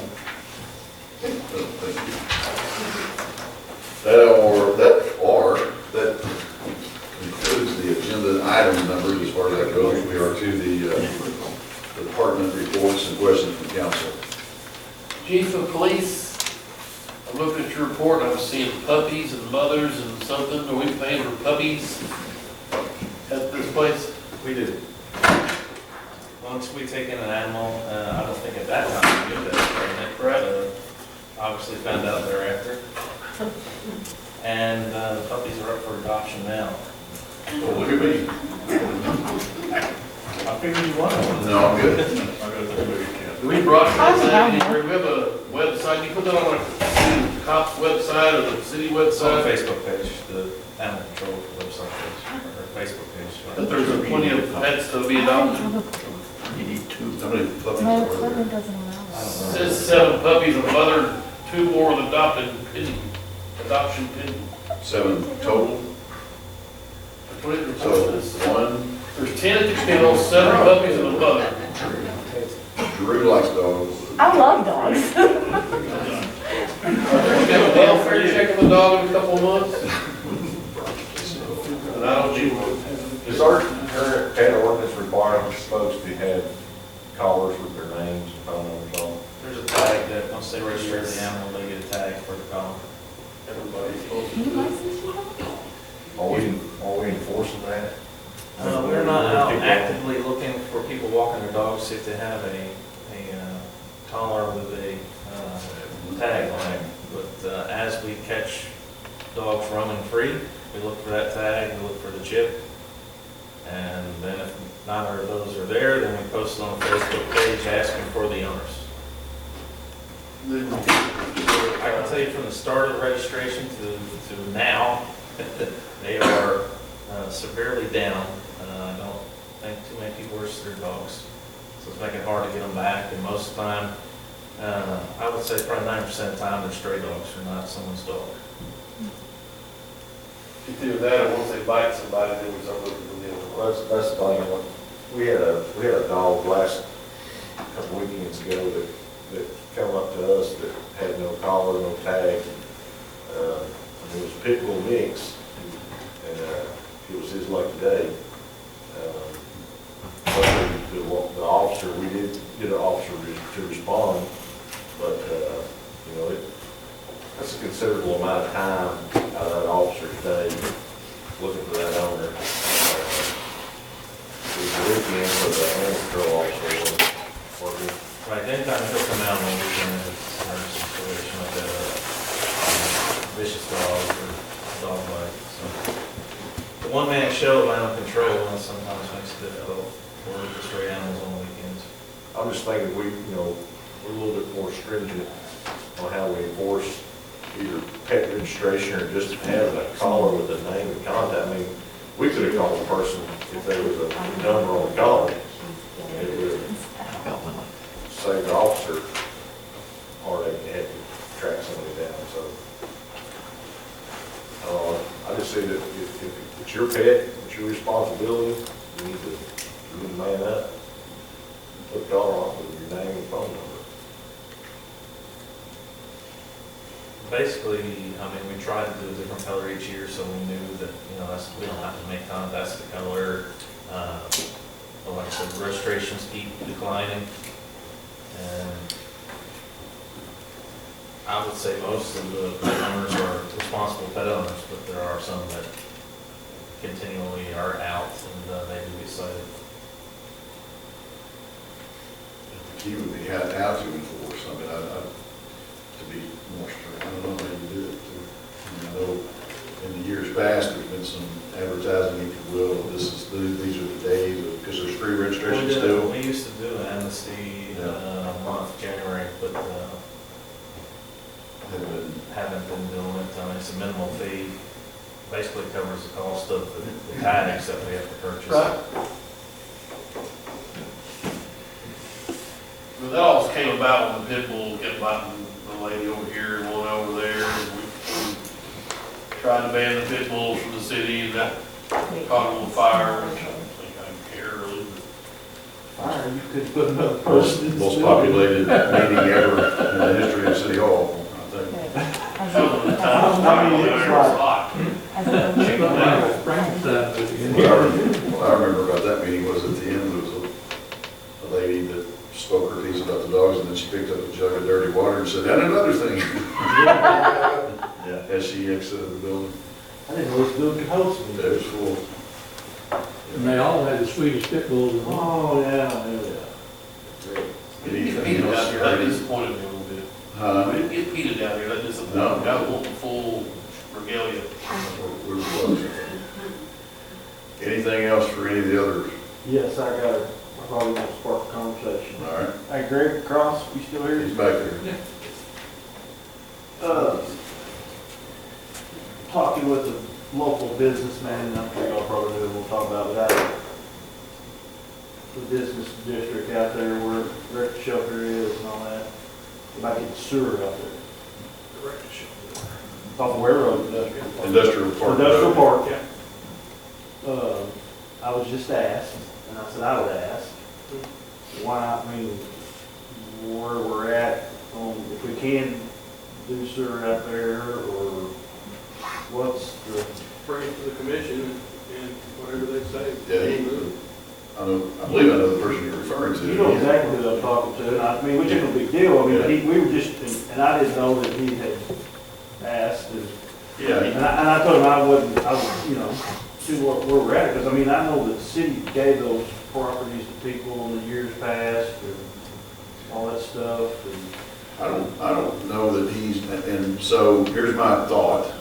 and all it is, he and I have had a couple of discussions, and I said, come to me, come to Greg, come to somebody, and let me know what it is, exactly where you need it, what you need, and then let that be presented back to our wastewater commission, and then go from there. So I think we need some specifics from him. I've talked to him, and I told him usually, when someone's developing, they go ahead and put it in, but this, we talked about, but we just didn't ever. So on that, if, for my, again, I always call it 2 cents, maybe it's a cent and a half worth, but I think it's a good timing for him to be asking. I think it's, like you're here tonight to get our minds working in the sense of economic development, what can we do, what can the city want to afford to do, to what do we need to do, what are we allowed to do, and all those questions. Because I know in conversations with him that, right now, he's not in the city limits. Correct. He's been very serious about building a new facility out there, which would be in the city limits. It would be. Very nice tax. Yes. And, but, and he's not beyond it, but he don't have the. And there It's is. just like their situation here. Across the road, I think. There's sewer right shelter. Yeah, well, to me, I mean, there's sewer lines. There's, Out there. it stops right there, and then we have to build it from there up. I think it it was. seems like you have an industrial park, if the city's industrial park, you should have the, kind of the infrastructure Well, out there. that's just the conversation we had, and I told him, I said, well, I'll just do my due diligence and ask, and if anybody knows better the system, as far as Greg, I don't know where it's at out there. I know there's like a pump station out or something out there behind the house. There's a lift station. Lift station. Next to it, and it would actually flow to that. Right. So, I totally agree. If you got it now, because I said that at one point, not in here, but I said that to some folks, and it was kind of pointed out to me that I think, and I may be wrong, that that's an industrial park road, an industrial park with the city, and I don't know the history of all that. Who owns that property? Did we ever own it? Did we give it? You don't want to know. I don't, and I probably don't. So, but to your point, I totally agree, as we've had many discussions regarding this, even this morning, not that, but general economic development, what do we need to do? In my opinion, you get a line out there and have it ready for the customers. That's just me. Well, you have to see where they're all gonna be. You could. Well, it's some you plan, could not use just easements and just have build to a trunk line like we're doing down Yeah, that road. yeah, you gotta know his usage and all that. Yeah, Absolutely. You don't want to, sure. But I think it's our responsibility as a city to provide, I'm just, but it's not something that we can't discuss. Oh, Even like with their bill up here, the little hurdle we hit with the health department, that type of deal. Well, to me, it's just kind of like out there with Spur. I mean, there wasn't any growth there for the longest time, but then once, water and sewer was out there, and then all of a sudden, there was Dollar Tree and the AT&T store, it all developed. we proved it for ourselves. Right.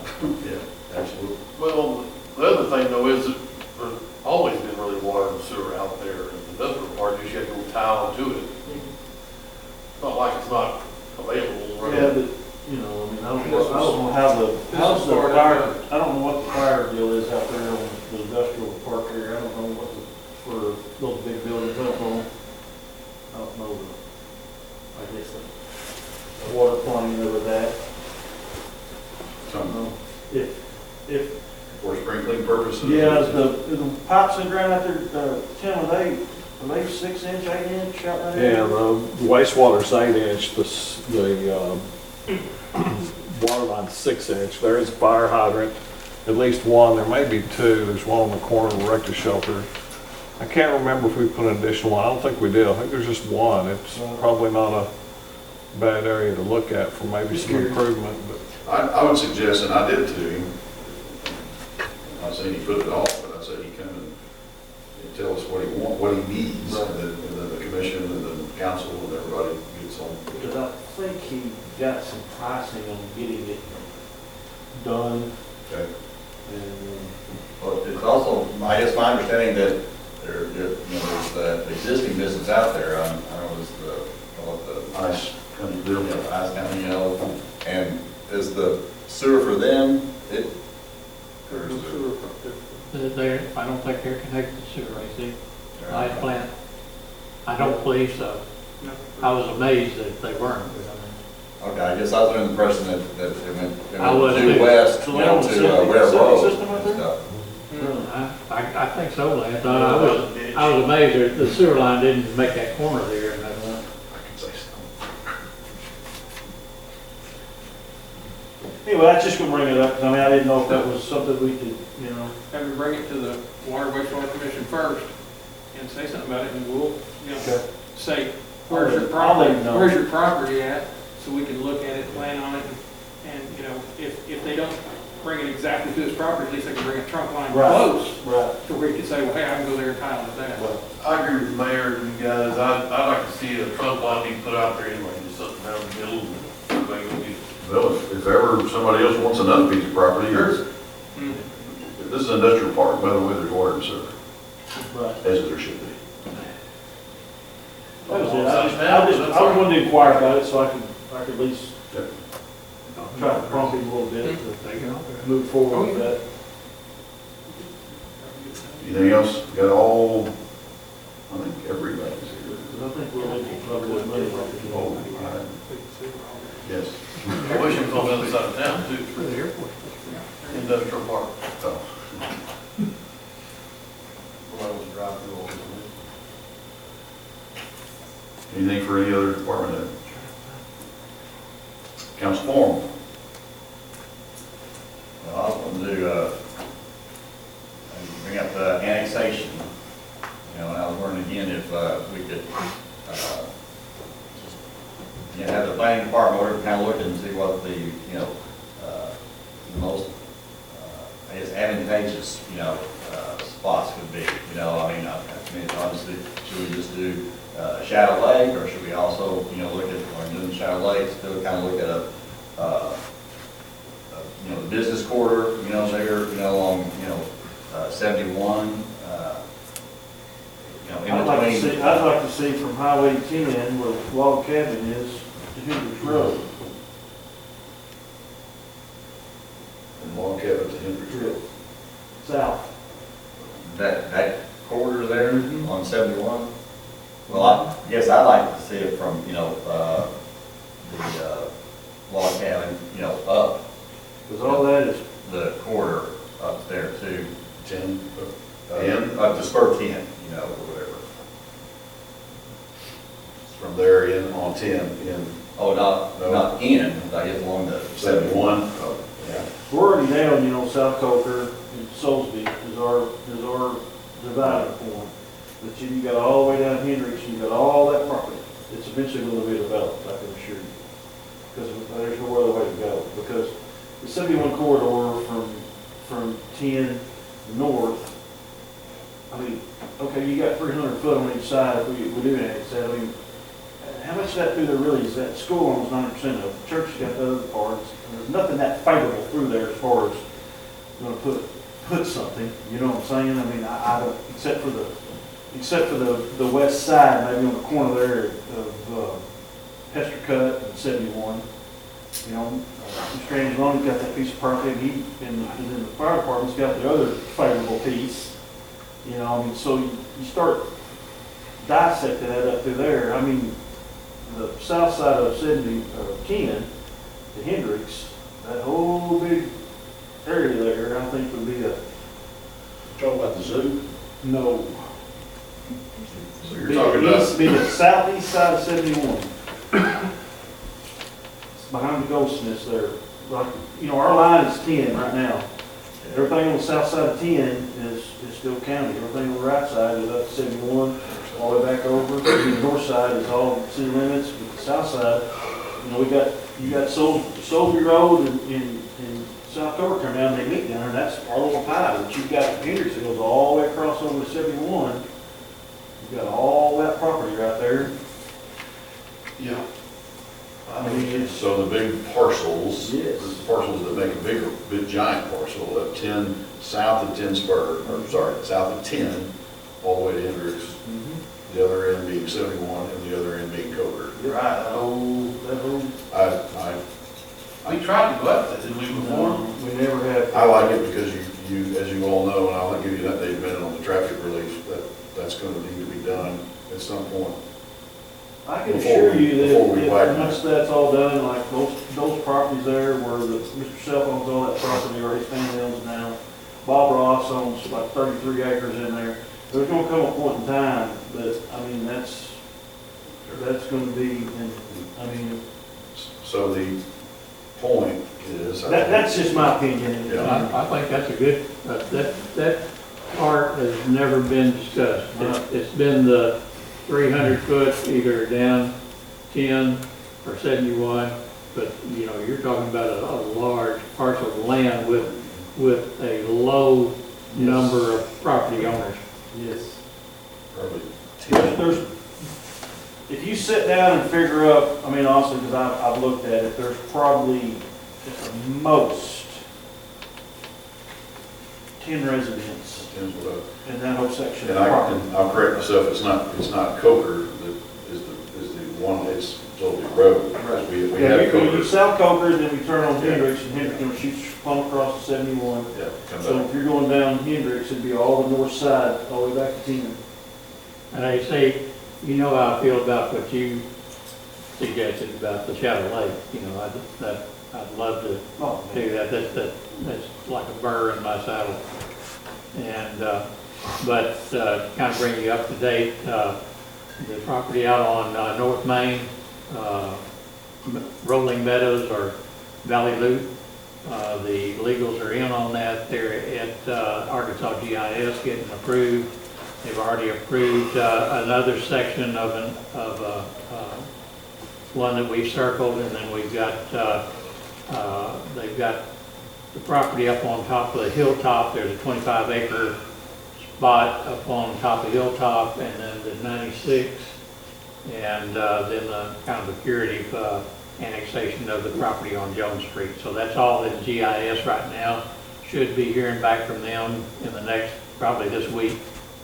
And so by the next council meeting, you should have those ordinances on there.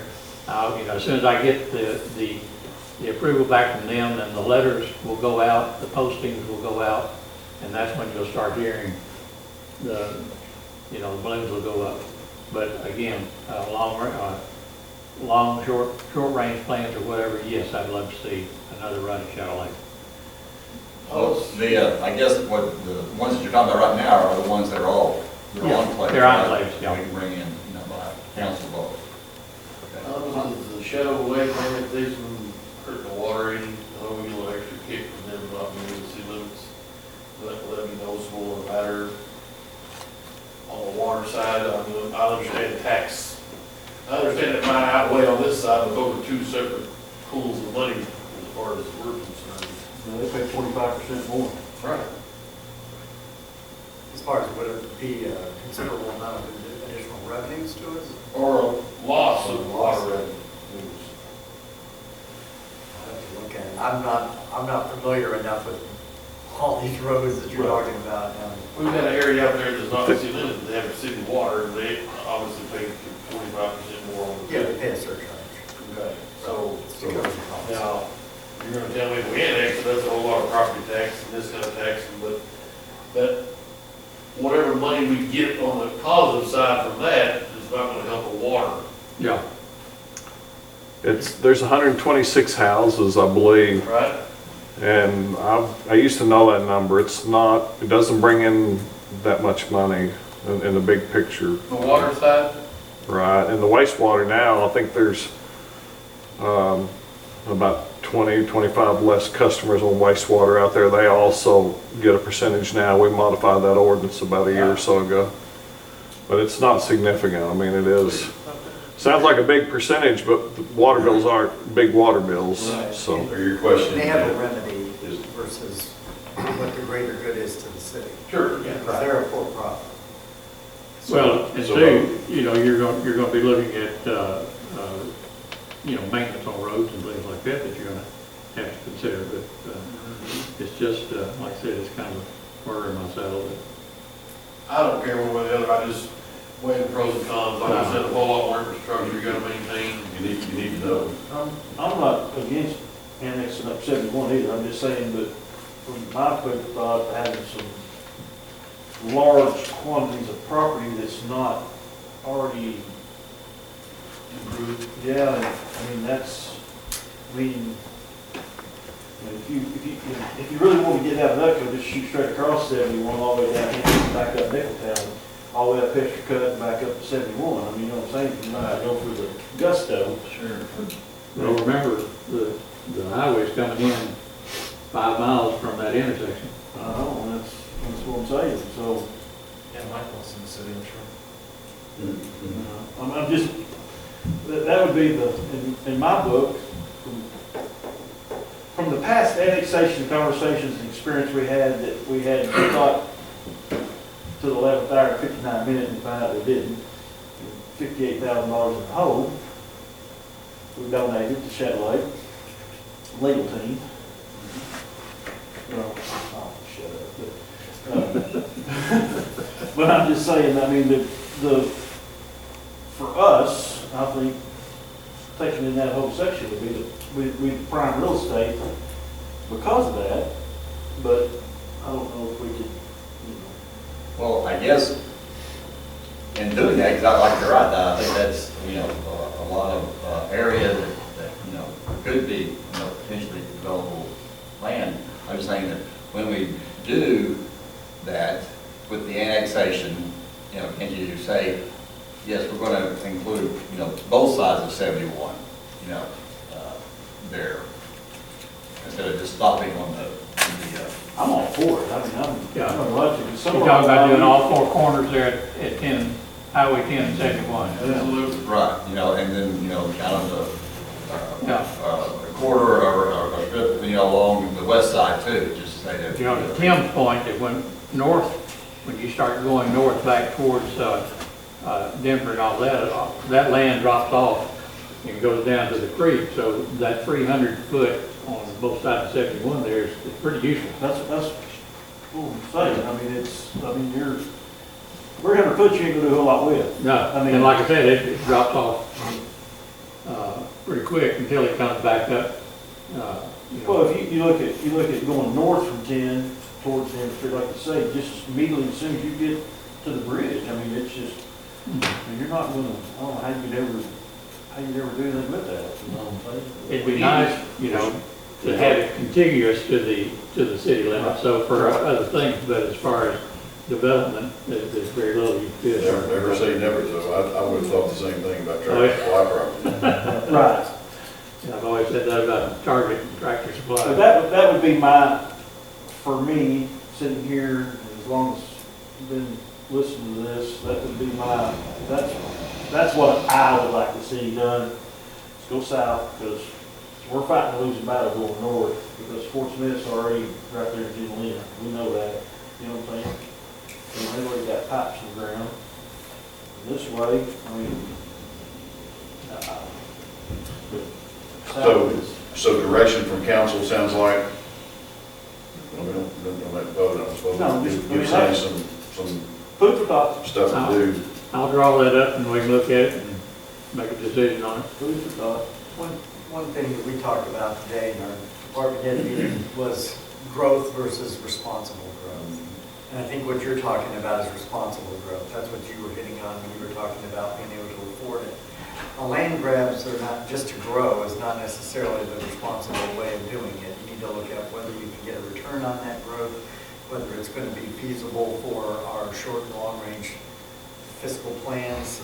We do have sunset tax rates that are happening that affect our operations. So I would hope that in any discussions that we would have on any kind of an annexation, that the finance department would be an integral part of that, so that I can look at pro formas, try to determine what is going to be is this the best way to go, best route, best avenue at this point in time versus what our needs are down the road.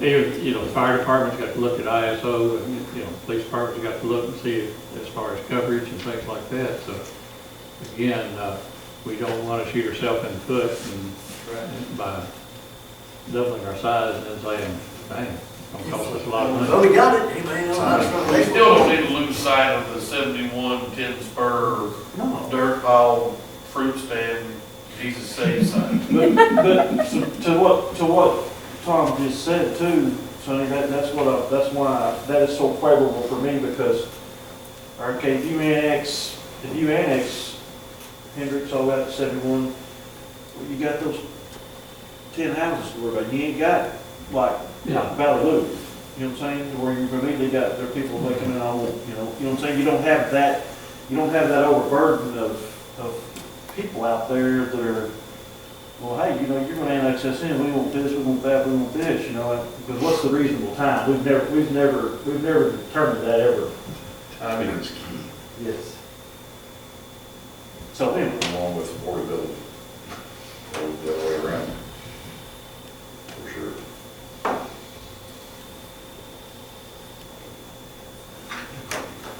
Anything else? I mean, I think you're right about that. I mean, it looks like, you know, a good area. I just think, to me, though, too, I don't want to kind of neglect, no. kind of getting on the west side of 71, you know, and I mean, to me, like, going down Sturgeon Road or whatever that, you know, expanding that, just that west side, you know, I mean, on either side of Sturgeon Road there, you know, like I guess in your thing there, you know, there's pretty big open spaces there, and, You'd like to, you know, the four corners of 10 Spur and 71, if you will, although it's not a four-way there, yeah, and then the four corners of 71 and 10. Yes. yeah. That would be, and that one, you could do that by getting the Hester cut all the way down Nicholtown. Somebody would clear some land over there, right there across from 71 and 10 Spur. Let's just throw shit While back back. in there too. Somebody was clearing out that area. Yeah, Don, Jacob owns frontage on 71, but behind him is, somebody, Don, Bull. Bull, up on the hillside. Yeah. Because he built another house up on top, and cleared I it. think Jacob bought that He did. rest area, didn't he? Yep. Yep. Well, yeah, I was thinking, you know, we should look at, certainly work with Tom and Tops, you know, as far as Oh, yeah. feasibility. Always good to know if we can afford it. Okay, I will get you a quick update on traffic relief. We get, once in a while, somebody will still ask about it. Seems awful loud. We talked to, Daniel and I, when I say we talked to Jared Wiley, who is the, I don't know what his title is, he got a promotion when Mr. Tudor got director, but he's the engineer, top dog, and he replied to our call and emails to say that, yes, we still know you're there. We remember you quite well because you call me every month. But he was very nice, and I think he gave some good news as far as in his mind. Within 2 months, we should see some actual engineering done on not the widening of 10, but what they're considering phase 1 from Alliance Motors, as you know, across Dr. Burgess' property over to 10. So hopefully we'll see something pretty soon. But again, he said within a couple of months. He did ask the very specific question, or I implied that we had $5 million, that bond issue that the city has come up with, and we're anxious to see that utilized, and we have, I believe, 3 years to have that money spent, I right? know you have a 6-month requirement for a specific dollar amount. I Okay. don't know it off the top of my head. So unfortunately, at the timing of the call, so I want to get you in touch with him and let you guys discuss that a little bit. But he said he could bill us for some fees pretty quick. So that's a good sign that they're spending our money towards some design. And hopefully, and I will share with all of you with that when we get it. He did say that the widening of 10, we probably won't see anything on that particular phase for a while, but they'll concentrate on phase 1 obviously first. I did ask him while I had him on the phone and about the TAP grant. Mr. Powell usually asks me about it, he's not here to ask. So the sidewalk, as you all know, that we are not in limbo, but we're still attempting to get eight unobtained easements from various folks, whether they be private owners or corporations, I think we've made, when I say we, I mean Danielle and Sonny, have made great progress with 2 or 3 of those, I think, to say, okay, now we understand what you want, let's see if we can work with you. So I think we whittle, hopefully we can whittle that 8 down to maybe 5 pretty soon. And I made sure that Mr. Wiley, although that's not his area, that we are not getting anywhere near not receiving those grant funds due to this taking forever and a day. And he assured me that that was not the case. We're still good. We understand, and we'll work with you. And as you know, as I announced a few months ago, they've approved us for phase 2 already. So they think they trust us. So we're good now. What we do know for a fact, and I think this has already been announced, that we cannot, that project will not go out for bid or let for bid. It cannot build any section of highway sidewalk until all easements are obtained. We were hoping we might could skip one and come back to it. That's not the way it works. So we'll be pressuring as much as we can. I know Mike's, I think, in contact with Danielle too. Maybe they're working together on that. So that's the update on. Did you have any, when you texted me on, have you had any further reply to the one that we discussed, you texted me on the other day?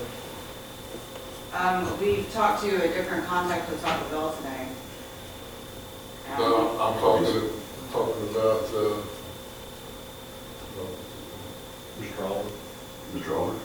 yes, Mr. Oliver. So I texted his dad and asked for his assistance in this matter and explained it to him, and he assured me that he and his, well, not, anyway, Mrs. Oliver would work on that for us. I haven't heard anything back from I him. emailed it to Dawn, but have not. He's got, yeah, what he asked for was the same things the other Mr. Oliver asked for, and we given it to him twice as the actual easement. And Sonny provided, sorry, picture of the sidewalk. They said anything about what dollar amount they're at? No. I got the same thing you got, is that they were going You know, that discussion has not even gotten to the point of, I want money, I want some payment on this. I'm just not interested in participating. The other ones, I can understand going, we want money. right, That kind of makes sense from a corporation in California, right. but from a local business owner, all full lifetime resident, just to say, I'm not interested, is very disheartening to say the least. Yeah, So I haven't heard back. Well, it's funny when they ask for a permit and you hold up a permit until you get an easement, how nice they become. Yeah, so he's dealing with one of those 8, and not to mention names, but you can buy Roast beef sandwich. roast beef there if you want, is that they are asking for remodeling permits, and we're like, oh, okay, well, here's what we need from you. So things are maybe loosening up on 2 to 3 of them, but not all of them, I guess that means Subway gave us the right of way. immediately. Oh, yeah. I mean, they're remodeling, I just. Yeah, no issues there. No, Subway was one of the first ones. I mean, it's amazing, some of the ones, how easy you got them, and then the ones that you think would be easy are the ones that say, and how much you gonna give them. And so we name dropped a few that aren't cooperating, so I'll name drop a few, and I'll just be specific. The first one I attempted, and Sonny and I went to, was the first one we needed, which was Dr. Singer's, and it was like, where do you want to put it? You know, that's been the typical reaction, and what do you need us to do? They kind of want some idea of where it might lie within their property, and I don't know at all. All the way up to Golden Living. Yeah, so, but then the other ones are just the opposite, so. Speaking of sidewalks. Yeah, I'm just pausing. You talking about on a particular street? Yeah. Okay. You know exactly where I'm talking about. I feel, just publicly, I feel weird. But I'll get the price, I have asked for the price, I've never got. Well, don't feel publicly weird because all your neighbors Oh, I know. want it. I get it. Just gave yourself a pay raise. This is true. This is true. What can it hurt now, right? Thank you. That is very traveled a lot. I agree. I have walkers constantly. I see them out there all the time. And I call them over to my side so I can get them off the road and talk to them. Because as you know, I've got quite a bit of space. $5 a foot?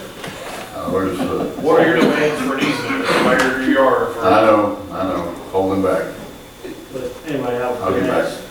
asked, to ask. two of your neighbors. Oops, I know the two, so we'll get them an answer pretty quick. Pretty stern. I understand. Please keep them down there, no, I'm just kidding. All right, anything else from any guy, council? And I stopped you, you know, but before we adjourn, as Kenny mentioned, we don't have a name, we don't need a name, but remember this club member in your prayers. That the Boys and Girls Club had no idea what happened, but obviously it's affected the club and Kenny, so, and everybody else that needs it. We all need your prayers. Referring to Terry and all those that are affected by cancer and this crazy COVID. So if there's anything else, Bob, did you have anything, Chamber? We're good. We're going to be coming back with some probably reports next month, Okay. next month about some of the marketing campaigns we're talking about. Okay. I probably need to get you on the committee. That's not really a committee, but I don't know. In case I don't just add. Chamber report? Yeah. Good. Very cool. We'd love to keep that posted on what we're, Okay. got some wild ideas, and fixing to add some new members to the Economic Development Committee, so it's gonna, Yeah. we'll get some people on there that don't look like me and Doug. Everybody else can get money too Wow. on there. Sir? Everybody else can get money too on there. It's true. It's true. I won't, I He earned his don't have spot. anything to say. You earned a spot. Things are looking up. I can tell you that there's many things in the workings. I say many, what does that mean? 2, 10? Yeah. There's things in the workings behind doors or not, well, that didn't sound right at all. There are good prospective things, people looking at Greenwood to grow. So, I remind the department head this morning, we're all going to be open-minded and do what we can and check each other and do the best we can to make this happen. So thank you, everybody. I will entertain a motion to adjourn. Second. Thank you very much.